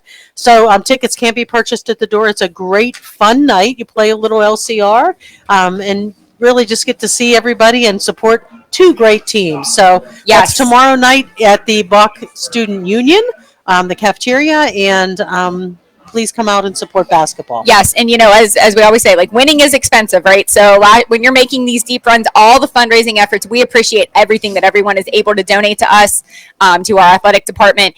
It is wonderful. We have tremendous sponsors, so any little bit helps, and everything is truly appreciated to give these student athletes the best possible facilities, the best possible transportation. Everything costs money. Like I said, winning's expensive. So shout out to everybody. Thank you for all that you do for Crusher Athletics. Which is a great segue to thank our sponsors for tonight, the stream sponsor, which is JMC Promotions. Thank you, Mr. Cernick. Yes. And William Stasko is sponsoring the student section so that our students could be here to see their classmates win. Right. So, Erica, thanks for joining us here at the half, and great initiative, and keep up the great work at Bishop McCort. Thank you, guys. Thanks for having me. All right. Have a great night. Well, there you have it. As we have about 5 minutes before we start the second half, and what we'd like to do now is take another time out from friends of the Crusher Sports Network. Did you know that a single program has the potential to transform the way Bishop McCort Catholic Academy is funded? The Educational Improvement Tax Credit, or EITC program, was designed to give people like you a powerful way to redirect the taxes you already owe into scholarships for our local students. We all have to pay taxes. Let us help you turn yours into something extraordinary. It's simple, it's easy, and it's impactful. Sign up today to turn your tax dollars into scholarships by visiting Redefine's website at www.redefiningeducation.org.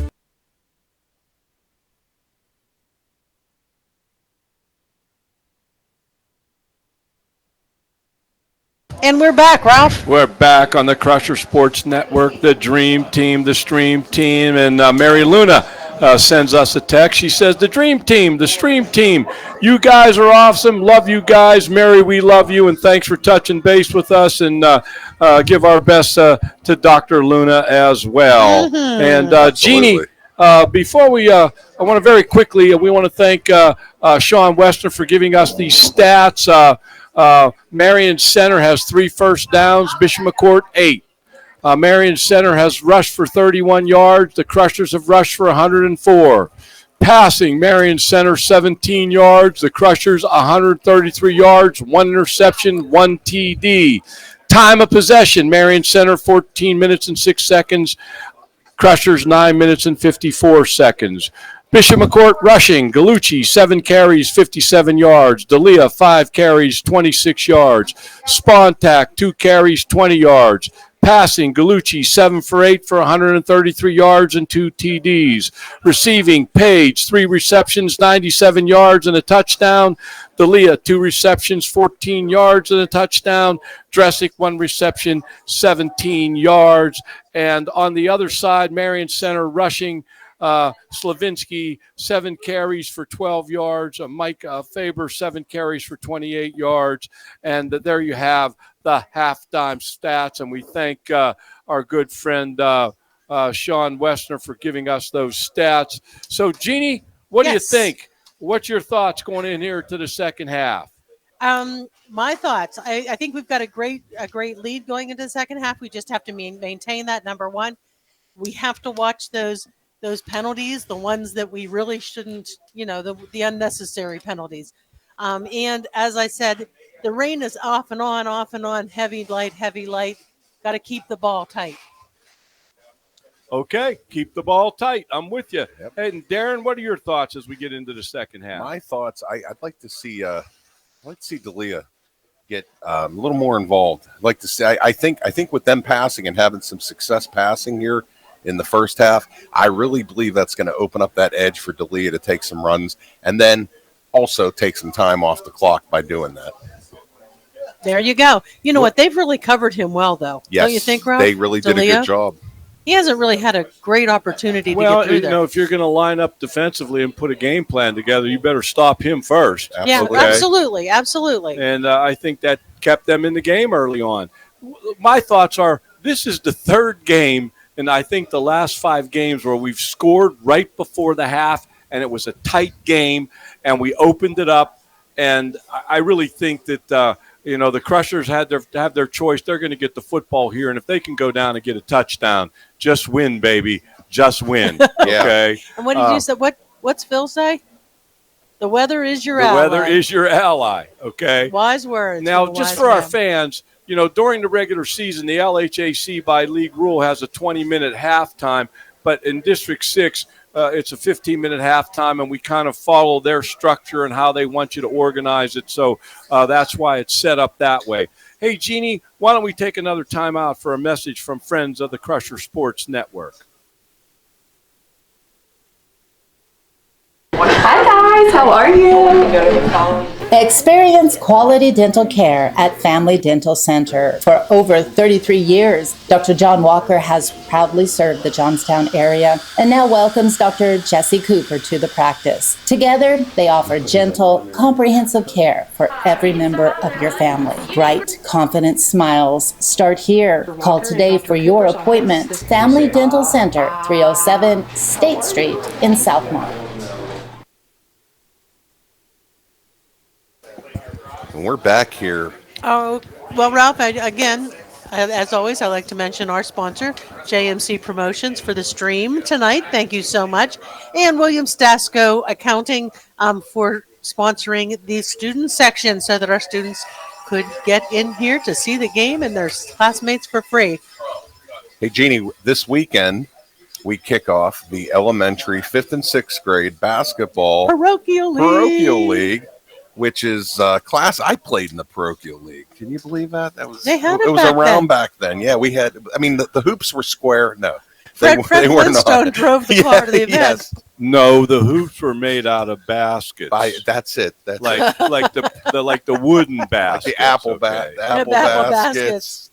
The pumpkin baskets. That's funny. But yes, they start tomorrow. If somebody's looking for possibly something to do at 11 a.m., we have the 5th and 6th grade McCort team against Forest Hills. And then Sunday, I believe it's at noon against Richland. All right. Well, I will be at Richland tomorrow afternoon, so I won't be basketballing. No. I will be with the cheerleaders. Yes, a lot going on. The LCR, all that. Busy. We also have the turkey raffle coming up, right? That's on the 22nd. And who's the MC? I believe it would be you, It Mr. is me. Butchko. It is me. I also mentioned to Ralph that we, the Key Club and the hockey team have teamed up to do a food drive in November with all of the food going to the St. Vincent de Paul Society, and I think this is an important time to bring in your canned goods. And even if you're driving past the school, go to Bilo, pick a couple things up, and drop them off. I also want to say, as we're coming up here, we have Veterans Day coming up, so just want to thank everybody who served. And protected us, and can honor them. We had the veterans breakfast this morning down at the school. We did. It was great. So just want to say thank you for that. Our good friend Tom Dieter checking in with us. He says the Dream Team, Stream Team rocks. Great job, Ralph, Jeannie, and Darren. God bless and go Crushers. Tom, thanks for checking in with us, and we really do appreciate all the support. And hopefully the Crushers can get this thing moving in the right direction and get some more points on the scoreboard and start to put it away.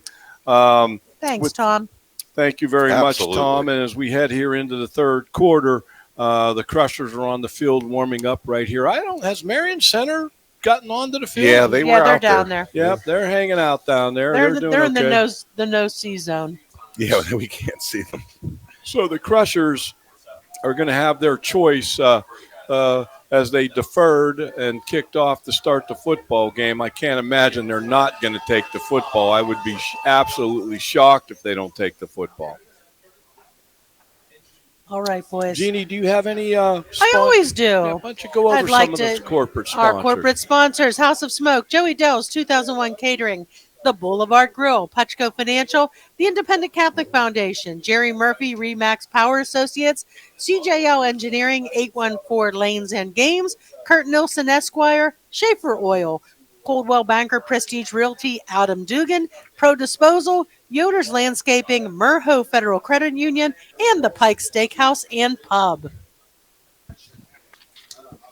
Thank you so much to our corporate sponsors. Because of you, you help our students enjoy extracurricular activities. So Marion Center is going to kick off with the scoreboard at their back. They had a choice because the Crushers are going to take the football. And once again, they follow the old coaching adage that I want my offense facing the scoreboard or going toward the scoreboard in the fourth quarter. So number 59, I actually watched him warm up, and I believe he could probably hit a field goal from about 45 yards. So we'll see how this kickoff goes. Number 59, the kicker, Joshua Troop for Marion Center. That's a good He boot. gets a high, short kick. It's fielded on about the 15-yard line. And I want to try to get a number on that return, man. Brings it out to about the 38-yard line for the Crushers, where they're going to set up shop. I believe that might have been Angelo Gallucci. I think it was. Angelo Gallucci, as far as I'm trying to find out his kickoff returns, Angelo Gallucci is averaging 30 yards on kickoff returns this season. And the Crushers are going to take over 1st and 10 on their, looks like the 35, about the 36-yard line. Gallucci back to pass, and he hits. He hits Nick Dressick. Nick Dressick on that little slant. They run D'Elia into the flat, and the outside linebacker jumps on that, and Dressick runs a little slant underneath it, and they find that hole, and they've been running that play very well, and Dressick gets a little bit of yak some yards after the catch for the Crushers, and that's going to bring up 1st and 10, the ball on the Marion Center 41-yard line. 11:29, 28, the clock moving in the third quarter. It says fourth quarter again, Jeannie. Is yak a technical term? Yards after the catch. Acronym. Man, they're all over D'Elia. You got to give Marion Center. They've had a game plan to kind of shut him down. Yeah. They've been doing a good job of it so far. The first stinger there was number 73, Brooks Stormer, junior outside linebacker, 5'11", 185 for the Stingers. It's going to be 2nd and 15 for the Crushers. He's going on the Marion Center 46-yard line. I look for him to break one here.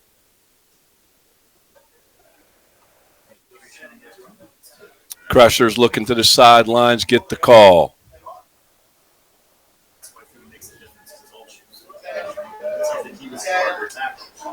Gallucci, game clock,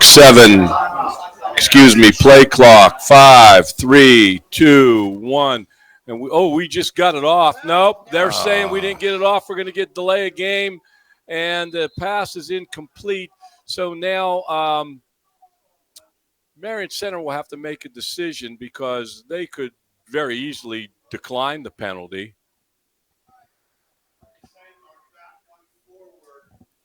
I don't know if they. I think they're going to call a false start.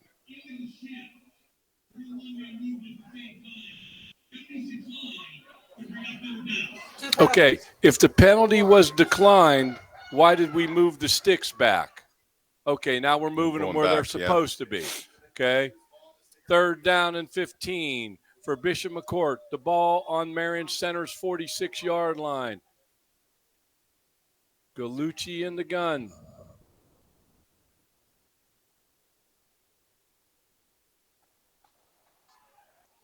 Looking for that little hook zone underneath. He's got it. Hold on to that ball. Nick Dressick. Good job, Nick. Another first down. Nice little hook route. They connect. Dressick makes a nice catch and another first down for the Crushers. Is that the same one, Ralph? Is that one before across the middle? Different slant route. The other one was a slant route behind the flat route. This was a little hook in behind the linebackers. So it is now 1st and 10 for the Crushers on Marion Center's 26-yard line, 9:52, 9:51 on the clock. Jeannie, it's nice when they're down here. It is. You can see. Gallucci back to pass again. Plenty of time. He's looking, and it's incomplete. That'll stop the clock. It's going to be 2nd and 10 from the Marion Center 26-yard line. The clock is stopped with 9 minutes and 35 seconds left in the third quarter. And on the scoreboard, it says third quarter. Thank you, God. Somebody's a little twitchy. I'm easily confused, Jeannie. I know that, Ralph. Boy, Spontac was wide open down here on the right side.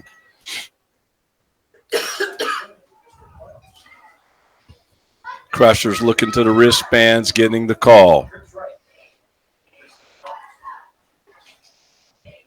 The Lee in motion, they give it to him on the jet sweep going right to left. He picks up a couple, but Marion Center's definitely honed in on Jonathan D'Elia. Part of their game plan was to slow him down, and they've done a pretty decent job with that, but they haven't slowed down all the other Crushers. That's the problem. That's okay.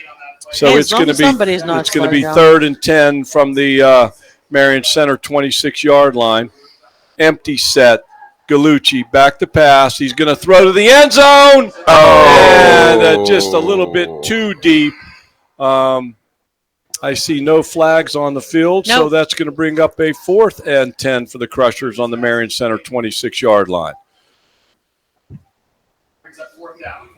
Looks like they're going to go. Yeah, well, I don't think. Well, they have a I don't choice. think you're going to. What are you going to do? You're not going to punt the football from here. And I've seen Connor line up at this point. This would be 26-36. This would be like a 42, 43-yarder if they wanted to kick the field goal from here. That might be just on the fringe of his range.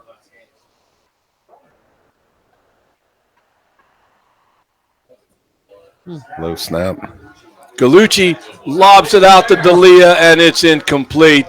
And that's going to stop the clock, and Marion Center is going to take over on downs.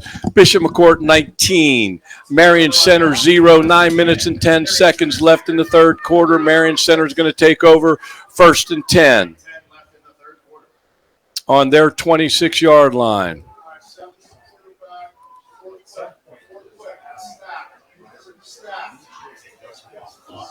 Marion Center in a very similar situation as McCort. They get their plays from the sidelines. They look at the wristbands, and now they're on the ball. 1st and 10. Looking to throw it into the flat, and maybe picked up a yard on defense there. I believe that's Spontak. number 24, Josh Spontak. Well, he's having a game, huh? Yes, he is. Josh Spontak coming into the game had 35.5 tackles on the season. So Marion Center 2nd and 9 from their 27-yard line. Come on. Going to throw it deep. They got a man wide open down the middle. He makes a nice catch. That was number 24, Slavinsky. Slavinsky makes a nice catch and big gain for the Stingers, and they're going to have a 1st and 10 on the Crushers' 41-yard line, I believe. And they're not wasting any time. They're getting on the ball. They want a little bit of up-tempo and keep this thing moving and try to get themselves a score. 8:42, 8:41, the clock moving here in the third quarter.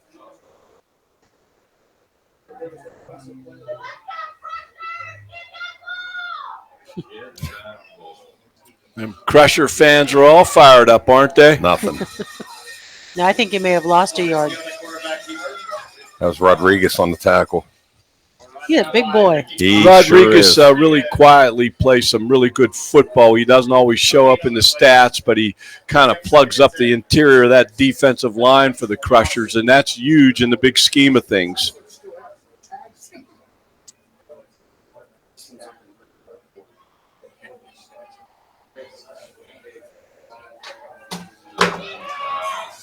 Back to pass, gets it out in the flat. Number 2, he puts on a couple of moves, breaks a couple tackles, gets it down to about the, looks like about the 34-yard line of Bishop McCort. Going to pick up a couple there. Yeah, I think he picked up quite a few. I think he's going to have what's about 7. That's going to bring up a 3rd and short. The ball on the Crusher 33-yard line. And Marion Center putting together maybe its best drive of the night, other than the first drive that they had of the football game.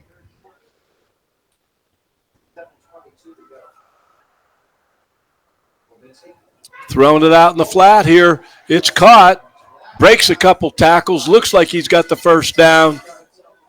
And Marion Center on the move here. I think they're doing it, giving it a little short, Ralph. Yeah. Oh, man, I thought he had it. No, like inches. Wait. They're waving them. No, they're going to move the clock. Yeah, I mean move the sticks. 1st and 10 for Marion Center, trying to get themselves back in this football game. Ball resting on the McCort 31-yard line. There's the snap. Little pump fake going down the middle. And overthrown, incomplete. The clock will be stopped with the incompletion, 2nd and 10 on the boy. McCort 31. And what do we got going on here now? I'm thinking it's going to be an unsportsmanlike, but I don't know on who or for what. Well, McCort players pulling each other away from that. That's a good sign to see guys having a little bit cooler heads. I also saw the Marion Center coach come back out and pull a guy off, so I don't know what. Well, no, that's and you got to wonder if these are not offsetting penalties.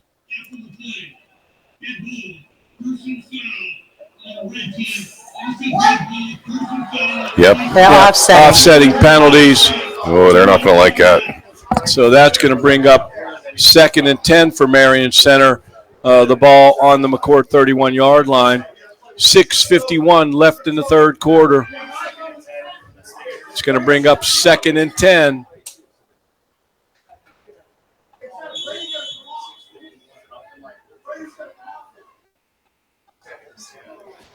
Quarterback back to pass. He's going to throw it over the middle, and it's incomplete. And that's going to bring up 3rd and 10, the ball on the McCort 31-yard line. Keep in mind the Crushers are up 19-0 in this District 6 2A semifinal game.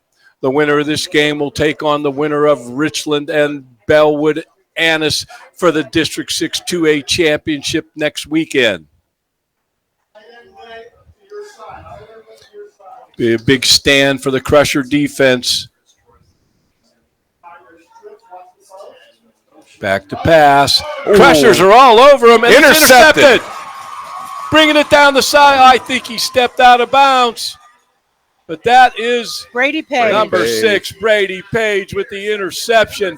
A big play for the Crushers. And Brady Page coming into the football game had 2 interceptions on the season. It comes up with a big one here in this very important playoff game. So the Crushers are going to take over 1st and 10, the ball on their 31-yard line. I believe Page, he looked like he was going to go, but he must have stepped out of bounds or got knocked out of bounds. He jumped in the air to get over that tackler, and then I think he Crusher setting up shop. Galucci fakes out. it to D'Elia. Galucci keeps Right it up the guts, and nice boy, I'll run. tell you what, the Crusher offensive line, those guys are opening up some holes. Betsko, Rodriguez, Zahoran, Hildebrand, Rozier, you got to give them a lot of credit, man. They're getting it done up front there for the Crushers in the offensive line.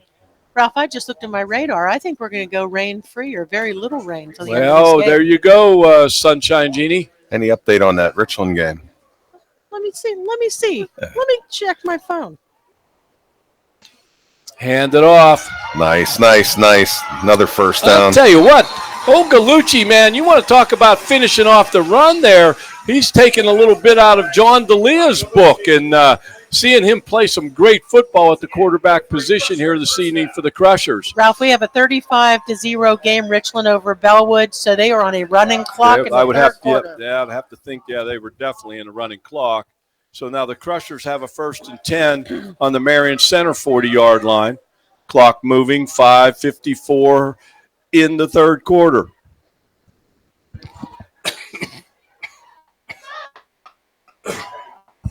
You got to give Marion Center a lot of credit. They've got 2-3 guys on D'Elia every play. Yeah. One of their keys to the game was to slow him down, but there's a flag. There's other guys that are doing some good stuff too. And now who's running their mouth for Bishop McCort? Oh, man. Those personal fouls, they could cost you a championship game. I mean, you just can't do that. That'll be our 3rd one of the game. The tighter the competition comes, those kind of penalties can just put you in a hole that you don't want to be in. Crushers are on the move. We get a penalty like that, and now we're kind of I couldn't hear what he was saying. Kind of get it all back together, so to say. Wow. So it's going to be 2nd and a long way to get a first down. And it looks like about 2nd and 22. The ball on right on about the McCort 49-yard line. Gallucci back to pass. He's throwing it deep down the right side. You got all kind of receivers there. They all go up for it, and nobody can come down with it. 2 Marion Center defensive backs, 2 Crusher receivers, and incomplete. And that's going to bring up a 3rd and 21, the ball on the McCort 49-yard line. Gallucci kind of going for it all on that play.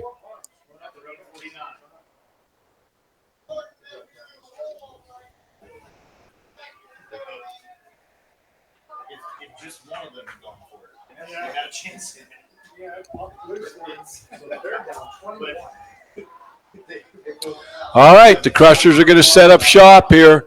3rd down and 21 from their 49-yard line. They got trips to the wide side, a split end to the short side. Gallucci back to pass.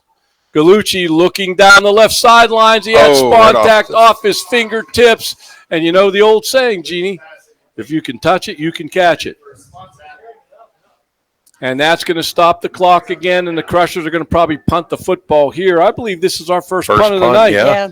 And punting for the Crushers this evening will be Jackson Varga, number 17, 6'1", 150-pound freshman, getting on the field, punting the football tonight. I don't think that's him. That is Faribaugh. Faribaugh. Oh, Faribaugh, because my notes say that they're going to go with Varga, but that's okay. Faribaugh back to punt, right-footed punter.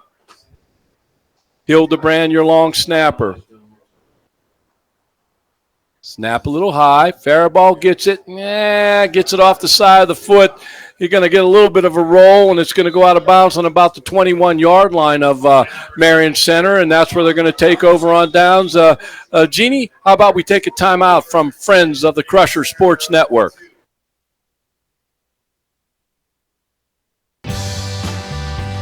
Age your way and stay in the comfort of your home. Get medical care and so much more with the help of Senior Life. We offer customized health plans where seniors can access our life, health, and wellness centers and in-home care service. No out-of-pocket costs for those who qualify. Check your eligibility. Visit seniorlifepa.com. Age your way in your home with Senior Life. We're back with 5 minutes left here in the third. Crushers up 19-0 over Marion Center Stingers. Stingers are going to take over on about the 22-yard line.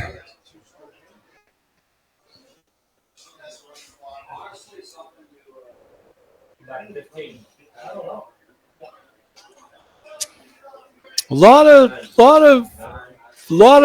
timeouts there. Just we seem like it just can't get into a flow with the officials, whatever it is. Just seems like just a lot of stoppage of play for more than a few reasons. Some of them are by rules, some of them are on penalties, some of them are discussions with coaches, but it just seems like there's a lot more stoppage of play than there really needs to be.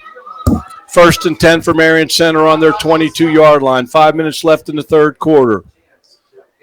Number 12 in the game at quarterback. And intercepted Gallucci. Intercepted Gallucci, picks it off, and he's at the 40.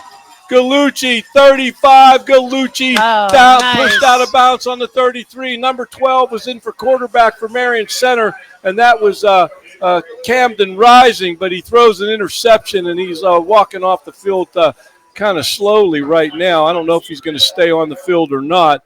And that's going to be 1st and 10 for Bishop McCort. The ball on the Marion Center 34-yard line, and the Crushers got to make some hay here now, Jeannie, huh? No mistakes, no mistakes. No penalties. Be efficient. Get the job done. Put the score on the scoreboard and start to put this thing away.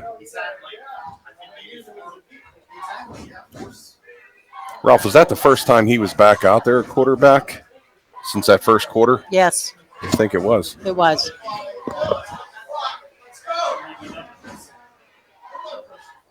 All right, the Crushers are going to take over 1st and 10 on the Marion Center 34-yard line. Hand it off. Spontac. Spontac. He's gone. 20, Gone. 15, Gone. 10, 5, Touchdown, Crushers, and that will make it Bishop McCort 25 and Marion Center 0 with 4:35 left in the third quarter. And will the Crushers kick it or will they go for 2? Exactly what the doctor ordered there. I know. I saw the prescription. Said, all right, so Hildebrand's going to be your long snapper. Faribault is in to hold, and Gallucci had been the holder, and I don't know what the story is there, but Faribault's the holder, and Connor's going to try to get the kick. He's the 8th-ranked kicker by points in the state of Pennsylvania. And they're going to fake it, pop it up. Oh, there it is. Dressick on the 2-point conversion. And it's the Crushers 27, the Stingers 0, 4:35 left in the third quarter. Let's take a timeout for friends from the Crusher Sports Network. At Allegheny Orthodontic Associates, your smile is our passion and your comfort is our priority. With a patient-centered approach and a history of making healthy, confident smiles, we'll give you the best smile yet. Our friendly, experienced staff is here to walk you through your treatment so that you have the confidence to be excited about the process and the outcome of the work that we do for you. Whether you're here for a first consultation or specialized treatments, we tailor a plan to fit your needs on your schedule. And we're back with 4:35 left in the third. The Crushers up 27-0 over the Marion Center Stingers.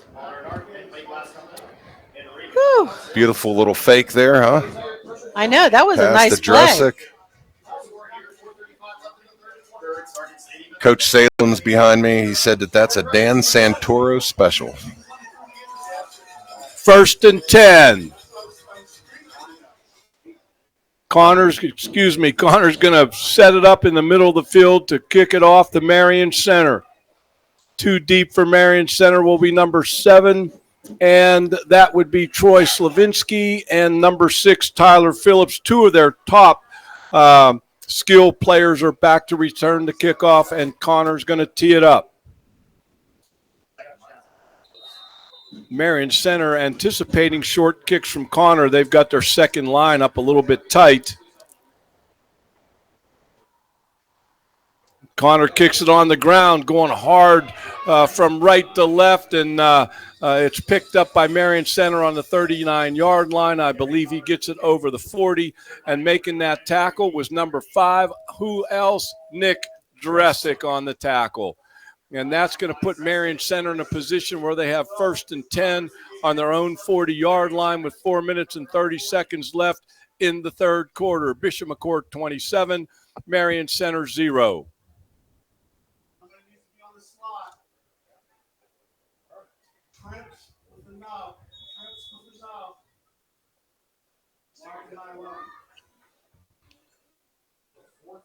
Number 7 is back out as Number Troy 7 back at quarterback.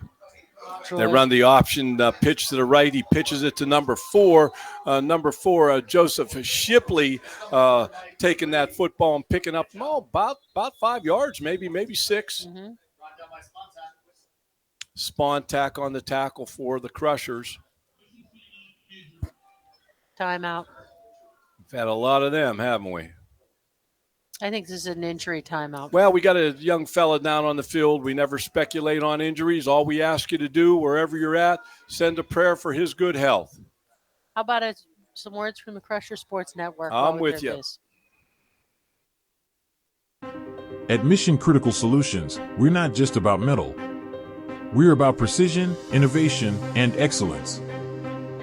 From welding and machining to custom fabrication, our expert team ensures every detail meets the highest standards. What truly sets us apart are our specialty services, expert project management, streamlined supply chain solutions, and rigorous quality engineering. Mission Critical Solutions, where exceptional metalwork meets unparalleled expertise. Transform your vision into reality. Contact us today.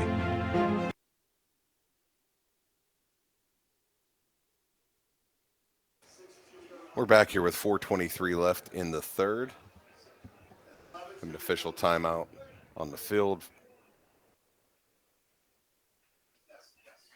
So you got to think they're going to be airing this out. Wouldn't you Here think, he Ralph? goes. He's coming Janie? off the field. This is what I like to see. Yes. I don't know about Very airing good. it out, but they got to put a drive together and big points on the scoreboard. That really is what they need to do. I mean, they're getting to get to the point. If they're still down 27-0 at the end of this quarter, they're going to be chasing their own tails a little bit. Right. 4 minutes and 23 seconds left in the third quarter. Second down, 5 yards to go. Stingers on the offense.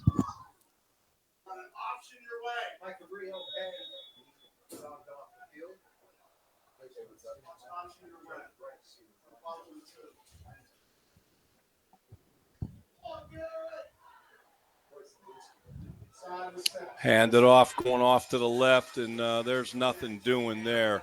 Trying to get that. Who is that number right there? That's number 34, Stevens, the leading tackler for the Crushers on the season. Stevens coming into the game with 72 tackles, and he's added to that list through the course of this football game. 3:58, 3:57 left in the third quarter. Crushers 27, Stingers 0. Stingers have the ball 3rd and 5 on their own 45. Back to pass. He's looking, and oh, come on. I thought it was a great play by, is that number 5 or 6, guys? That's 6. I thought Brady Page, that was a clean hit any way you look at it. I can't imagine what they're saying there. He did it all with the shoulder pad. He broke that thing up, unless they're saying he hit him before the ball got there. That's possible, but I'm not buying it. I'm not buying that one. I'm sorry. What are they saying? It's a personal foul. No, man. Come on, guys. You know.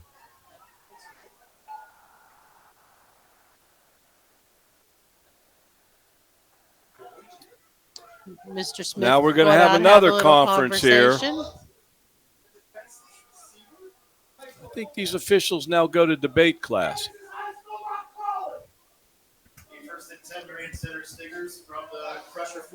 So the 15-yarder takes the ball down to the Crushers' 40-yard line, where it'll be 1st and 10 for Marion Center. Now, both teams are lined up, ready to go, but the officials are talking to Coach Smith over on the sidelines. He wants an explanation of what went on there. That was a clean hit.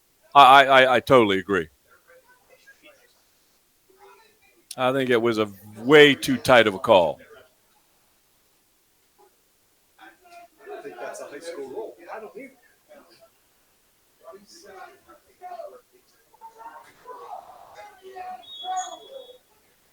All right, here we go. Mr. Coach Smith got the explanation. Marion Center looking to throw it. He's under pressure. The ball, I believe the ball's out. No, he hasn't. Nope. That's a loss of a couple yards. But he lost about 3 yards on that play. So now it's going to bring up a 2nd down and 13. The ball on about the 48, 49-yard line of Bishop 15. McCort. 2nd down and 15, Ralph. Yeah. They got a long way to go.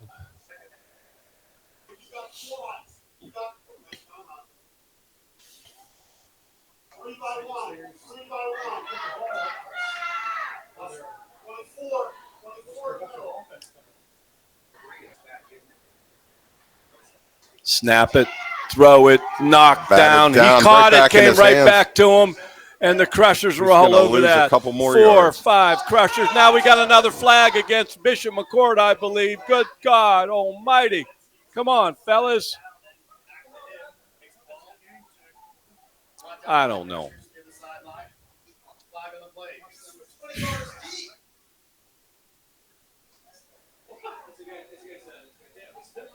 Ooh, Coach Smith is not happy. I wouldn't be happy either. You know. So now it's going to be, well, we're going to see what happens with the penalty.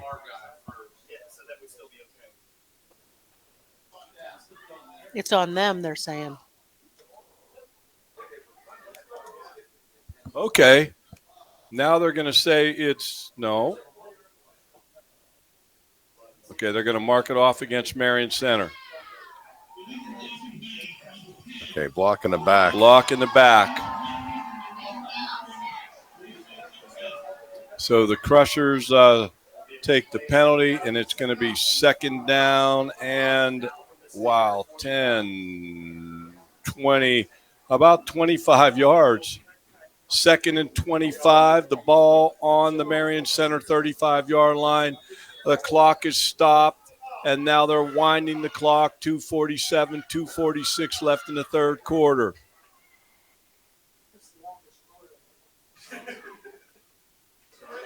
Pressure. And they run that little slant screen, and the Crushers, he picks flag. up about 12, 13 yards. The Crushers are going after the football. Ball's the football's loose. I knew that Stevens was in there rupping after the football. Now we got another flag. There was another flag back here before.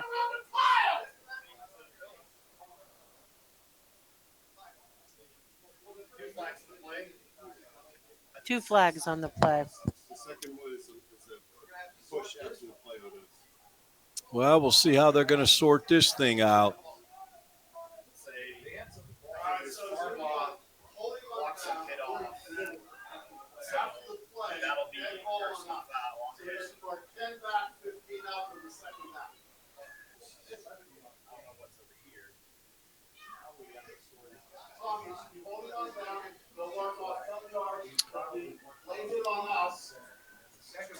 Well,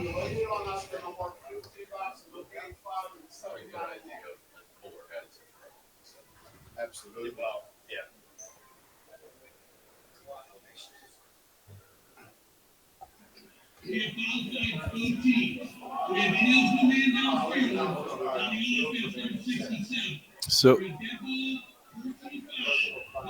So you have a legal man downfield for Marion Center. I want to think that's 10 yards. The personal foul against McCort would be 15. 10-yard penalty, replay second down.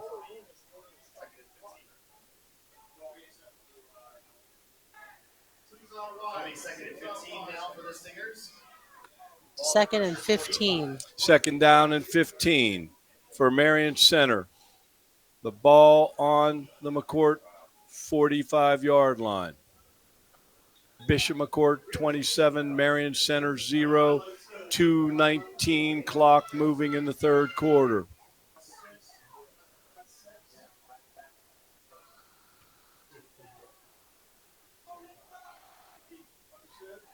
Little motion. Snap it, give it off, running to the left. I believe that's number 24, Trent Slavinsky, carrying the football. That's 4. So now it's going to bring up third down and about 3.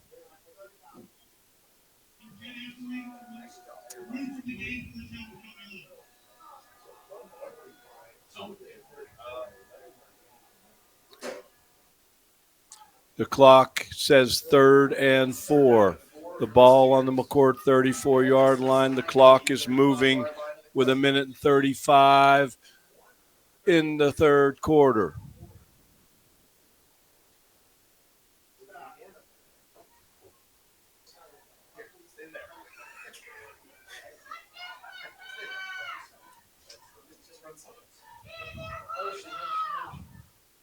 Slavinsky directing traffic for the Stingers. Ball snap. Crushers are coming. They're all over him. Slavinsky puts it down. He's going to run it. He runs out of bounds, stops the clock on about the Crusher 36-yard line. Looks like he's going to drop a couple of yards here, and it's going to bring up a fourth down for the Stingers here on about the 36-yard line of Bishop McCort. Obviously, Marion Center not thinking about would be senseless to try to punt the football from here, and this will be a heck of a long field goal. They need first downs. They need touchdowns to get back in the football game. Looking to the sidelines, get the call.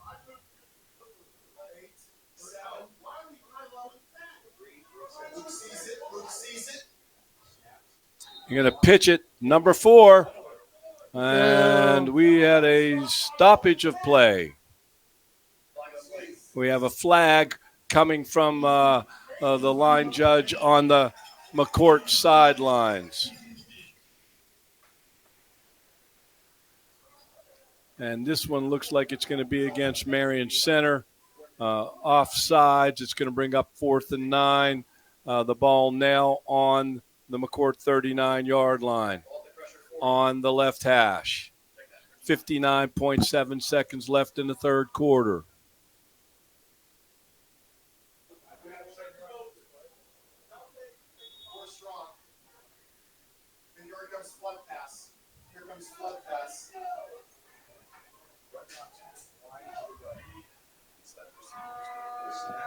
He's back to pass. Slavinsky, he breaks containment. He's going to run the football.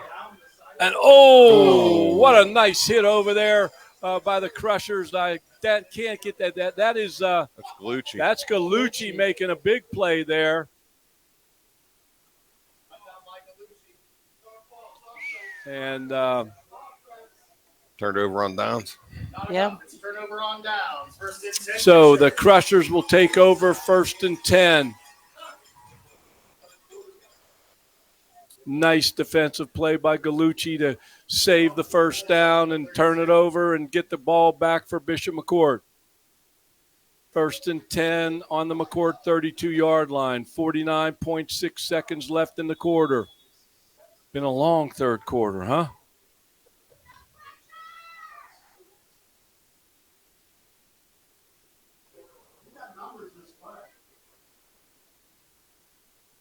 Fake the handoff, and Gallucci going to keep it right up the guts. He's got about 4. Picked up a couple. Going to be 2nd down and 8. Ball on the 35-yard line, and they're not going to they're not going to snap it. They're just going to go to the fourth quarter. Well, look at your game clock and your play clock. I believe they don't have to snap it by like a half a second. I think they can let it run out.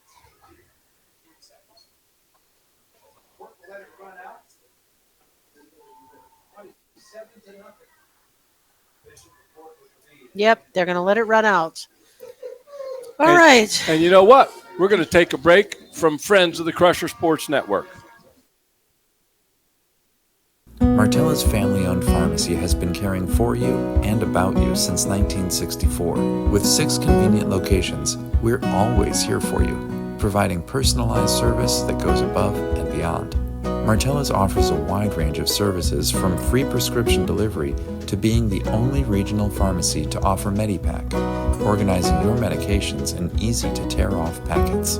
Martella's, caring for you and about you since 1964. At First Summit Bank, we're more than just bankers. We're your neighbors, your friends, your partners through every step of life. And now we're helping you enjoy even more of life's moments with First Summit Bank's First Perks. With First Perks, you'll get exclusive discounts on shopping, dining, and entertainment just for being part of our community. Car trouble? No problem. Roadside assistance is just a tap away. Because at First Summit Bank, we're always here when you need us. Wherever life takes you, First Perks goes with you. Sign up today and start enjoying the perks of better banking. First Summit Bank, your community bank. And we're back, getting ready to start the fourth quarter of this football game. Your Bishop McCort Crushers 27, the Marion Center Stingers 0. Bishop McCort's going to take over. Bishop McCort has a 2nd and 7 on their own 35-yard line, and this would be time to just run the football at them and take off the clock, put another one in the end zone. Be a great way to start this fourth quarter. Crushers in the gun. They've got sidecars either way. A little bit of motion to the short side. Hand it off to D'Elia up the guts. Big run. D'Elia. And D'Elia takes it over the 50-yard line. Number 24 there for the Stingers, Trent Slavinsky on the tackle. Brought down by Slavinsky. That's good for a Crusher. First down.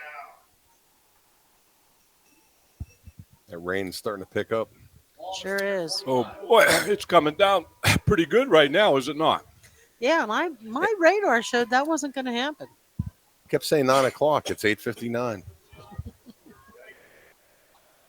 Oh, it's coming. Whoa. Here we go. The rain is parking. The umbrellas are coming out, and we may finish this game in a rainstorm.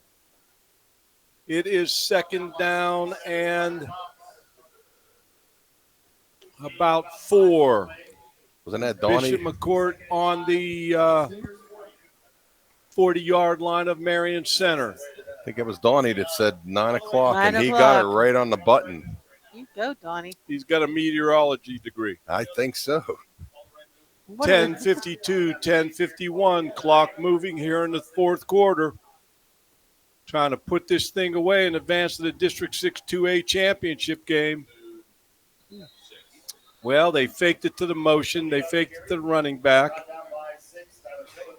And they gave it to D'Elia. A lot of faking going on, but not much gaining going on. So now it's going to be 3rd and 4 for the Crushers, the ball resting on the 39-yard line of Marion Center. 10-19, 10-18 left in the football game. Galucci in the gun, got running back sidecars on each side of him. Handed off to D'Elia, running up the guts. I think he's going to come up a little bit short, you guys. Yeah, just by inches. Close to a first down. It'll be 4th and short. 4th and short for the Crushers on the 31-yard line of Marion Center. Actually, the 36-yard line of Marion Center.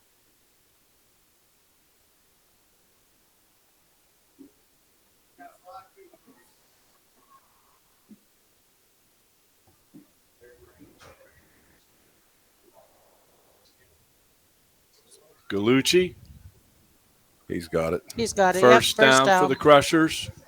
That D'Elia? That was D'Elia. Yeah, Jonathan D'Elia, the leading rusher for the Crushers coming into the game. He had 176 attempts, 1,202 yards for a 6.7-yard average. His longest run on the season was 77 yards, and he has 19 touchdowns. It's a lot of touchdowns, guys. 9:08, 9:07 left in the football game. 1st and 10 on the 31-yard line of Marion Center. I will tell you, in this book of records for McCort, D'Elia's really in the running to get up there in a lot of areas. Well, he's had himself a pretty darn good football season, Yes, any he way you has. look at it. He's a case study for coaches. Finish off the run. D'Elia gets it. He knows how to do that. Don't go down easy, and that's his mantra. So it's 8:36, 8:35. It's going to be 2nd and 9. The ball on the Marion Center 30-yard line. Crushers 27, Stingers 0.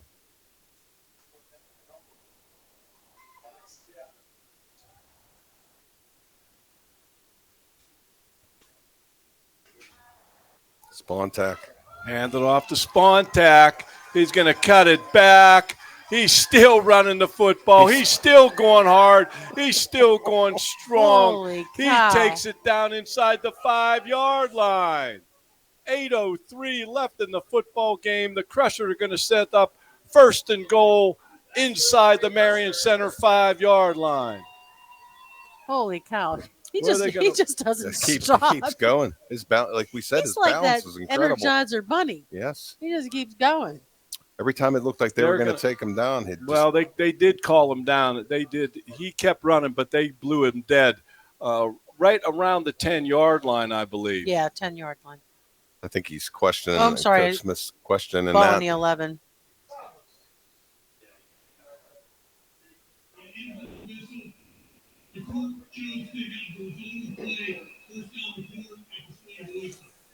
Incidental whistle. So that's why they blew it dead where they did, because he did take it inside the 5-yard line.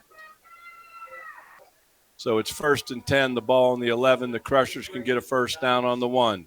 Fake it to D'Elia, look to the end zone. Touchdown. Pitch and catch, touchdown, Bishop McCort. We want to get that number if we can.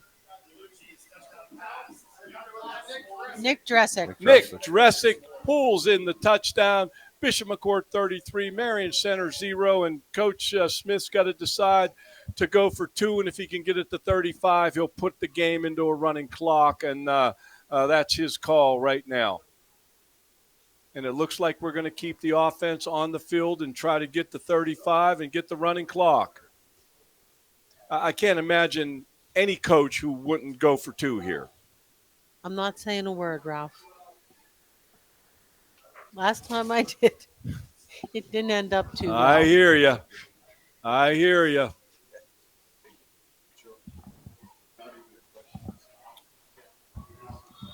Nope. We don't get it. So it doesn't matter whether I say something or not. Flag. Oh, boy, oh, boy, oh, boy, oh, boy. Those penalties, you get those kind of penalties in a championship game, you're not going to win the championship. I can tell you that. Now, I don't know who that's against. Maybe Marion Center. Just way too many flags, especially here in the second half.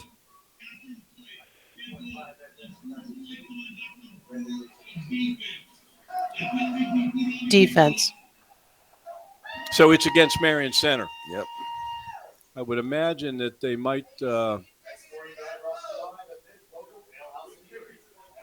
hey, why don't we take a timeout? I would love to. For Friends of the Crusher Sports Network.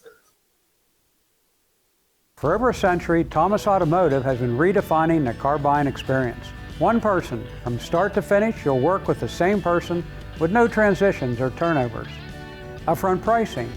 All of our vehicles are clearly marked with their best upfront price. Commission-free sales team. Our salespeople are not paid on the price you pay. Our team works for you, not a commission. Transparency in everything we do. Buy with confidence, drive with confidence. Thomas Automotive.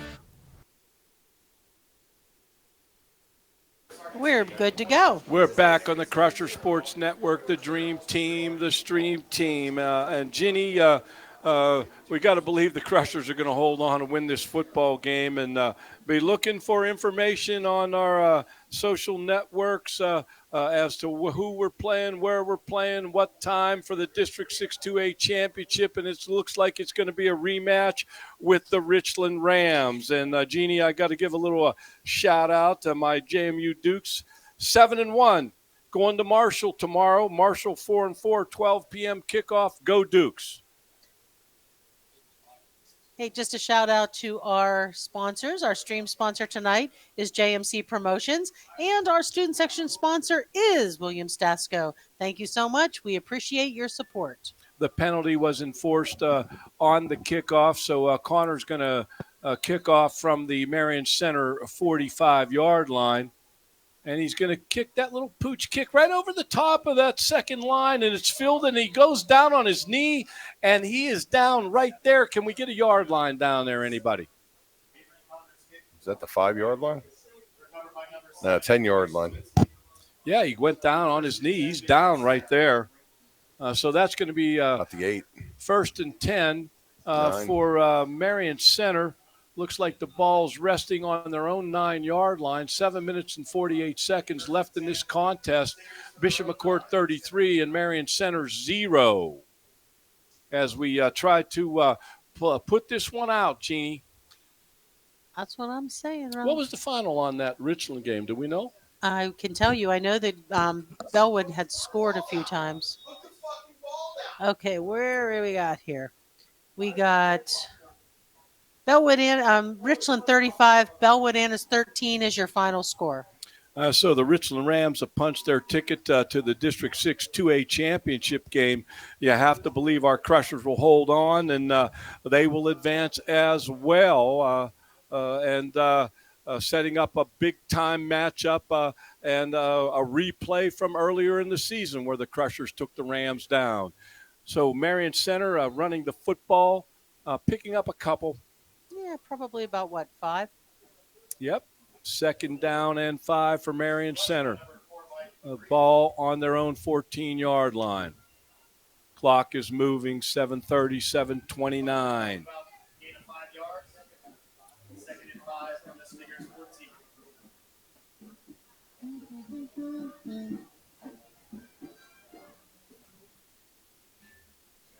Snap, handed off, try to kick it outside.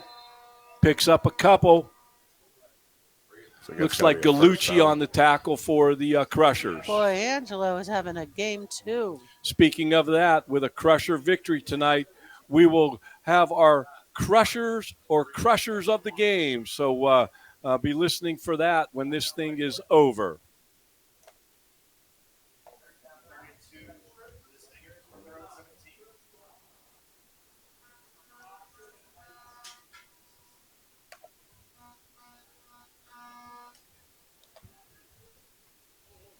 Marion Center has 3 timeouts left. The Crushers have 3 as well.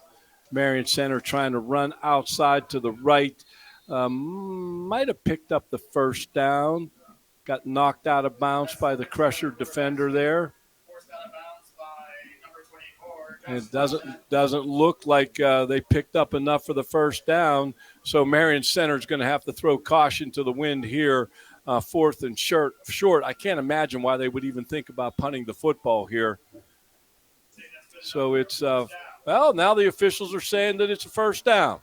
Those guys got good eyes, don't they, Jeannie? Yes, they do. Nice eyes. Nice eyes. So it's going to be 1st and 10 for Marion Center.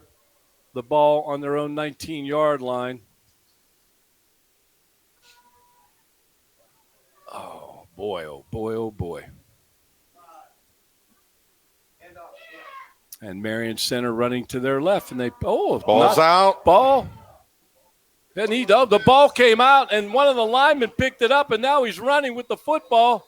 He's got a first down. You don't see that every day, do you? No, but that was a nice way to go. I think that was number 59. Am I Running right? like a young 57. running like a young Darren Butchko there. Oh, boy. That's Trey Lewis, number 57. Picked that ball up and went. 1st and 10 for Marion Center on their own 38-yard line. They got a little lucky there. A couple plays like that this game. That pass that was bounced off of one of our guys right back into his hands. 5:56, clock moving in the 4th quarter. Crushers obviously in control this one. Marion Center 1st and 10 on their 38-yard line. Hand it off, going to their right, and they pick up a couple. I think you're starting to see some fresh jerseys there on the Bishop McCort defensive side. I was wondering when that was going to start to happen because you want these guys fresh for next week. So I was wondering when you're right on it, Jeannie. I'm with you. I hear you. 2nd and 7 for Marion Center. The ball now on their 41-yard line.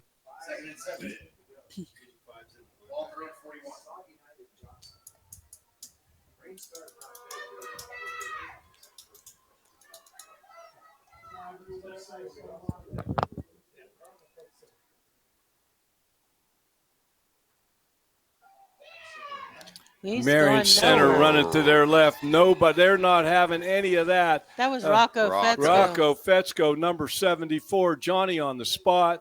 And that's going to bring up a 3rd down and long 9 for Marion Center. They actually lost a couple yards, and now we got somebody in for Fetzko as we try to get some of the younger guys on the field.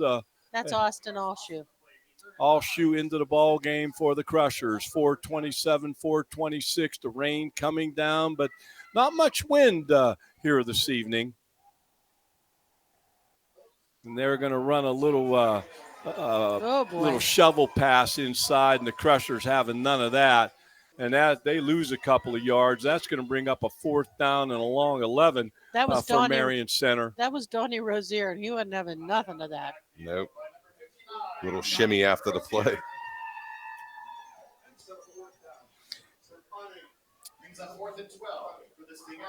Fourth and 12. Marion Center is going to punt the football. Dressick's back. Dressick is the single return man for the Crushers. Dressick is averaging 18 yards per punt return on the season. Snap, punts it. Dressick fields it on the 30. going up the guts and to his left, and now he cuts it back right, hurdles a guy, and now we got a bunch of flags. While they're going to sort this out, Jeannie, campus ministry, belonging, becoming, believing, and beyonding. Mrs. Rivetti, Father Crookston, Allie Dorian, Dylan Dorian, Morgan Casto, Tim Hornick, Mike Bako, the entire school administrative team, building Catholic faith each and every day in the Bishop McCort Catholic Academy school system. Belonging, becoming, believing, and beyonding, growing your Catholic faith for a lifetime. So now it is 1st and 10 for the Crushers, and we got some penalties against the Crushers again. Said, do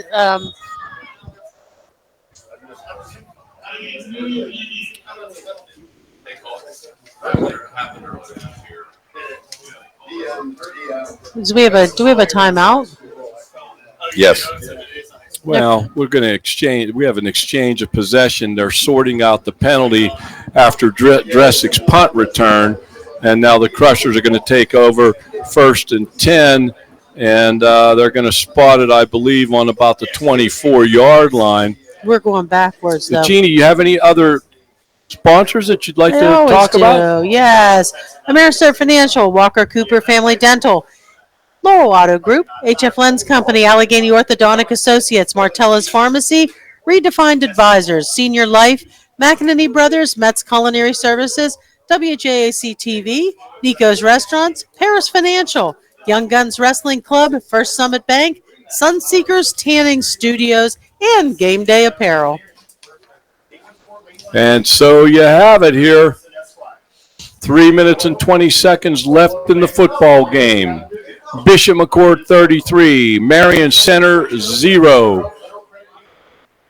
And the Crushers have it 1st and 10 on their own 24-yard line, and you're starting to see some. I believe your second line offense is on the field now, Jeannie. Yeah, I see. A lot of fresh guys. Jackson Varga is at quarterback. Big James Audie up there on the line. You got Marion Center putting a lot of young guys on the field as well. That's good to see by both coaches, and coach them up.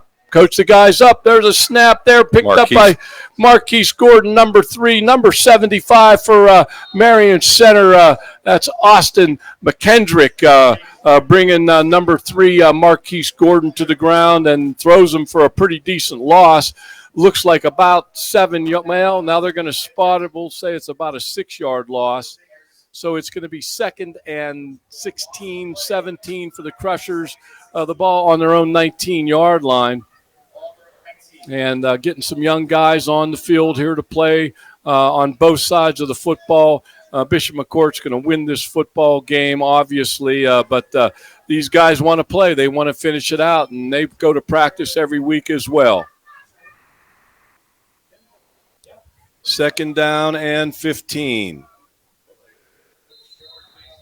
And we got another flag, and I'm wondering if it's a delay of game against the Crushers. Yeah.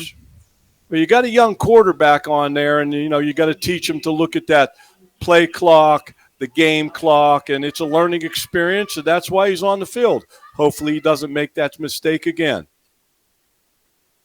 So now it's going to be 2nd down and 20 yards. The ball on the McCort 14-yard line. In motion is Chippy. That's Simendinger. I'll tell you what, a great block there by number 15 for the Crushers, Dominic Chippy, as number 23 is carrying the ball, and that would be Giovanni Simendinger. There you go. Still 3rd and about 17, 16. The ball on the Crusher 18-yard line. 1 minute 50, 149. Varga in the gun, running back directly behind him. Motion left to right. Snap it. Varga pitches it to number 23 running right, and Marion Center all over that. And you got big guy there. Number 4 for Marion Center, Mike Fabry is also in on that play, and number 67 for Marion Center, that would Carter Knox. And now the Crushers have to punt the football here. 4th and 20 from their 14-yard line. Is just looking, is that Faribault punting the football there? I can't see. Hildebrand will be your snapper. I believe that's number 7, Faribault, the punter. Yeah.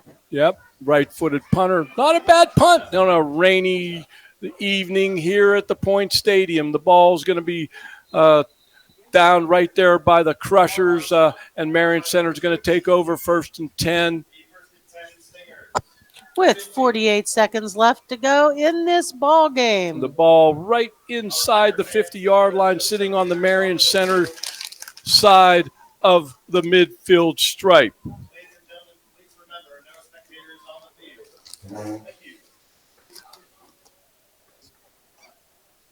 Oh, look at Darren doing my dishes.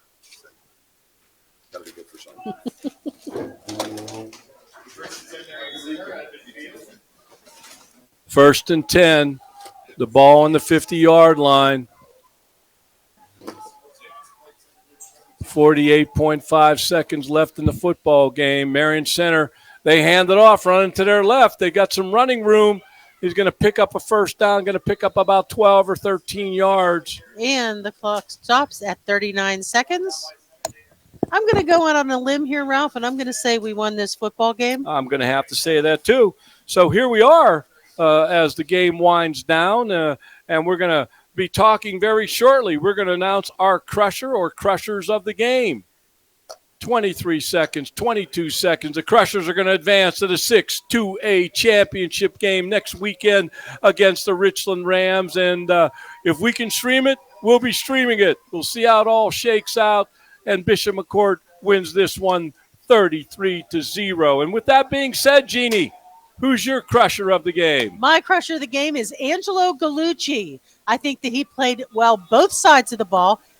Excellent job at quarterback, wasn't afraid to run, but boy, he was making those tackles and stops on the defense. So, Angelo, you are my crusher of the game.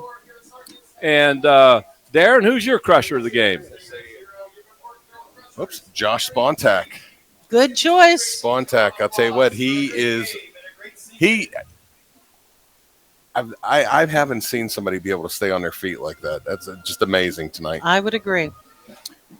I have to agree with both of you, and I'm going to go with Gallucci as my crusher of the game here this evening. Jeannie and Darren, it's been nothing but a pleasure to be with you. We wish everybody safe travels leaving the Point Stadium. Be careful out there.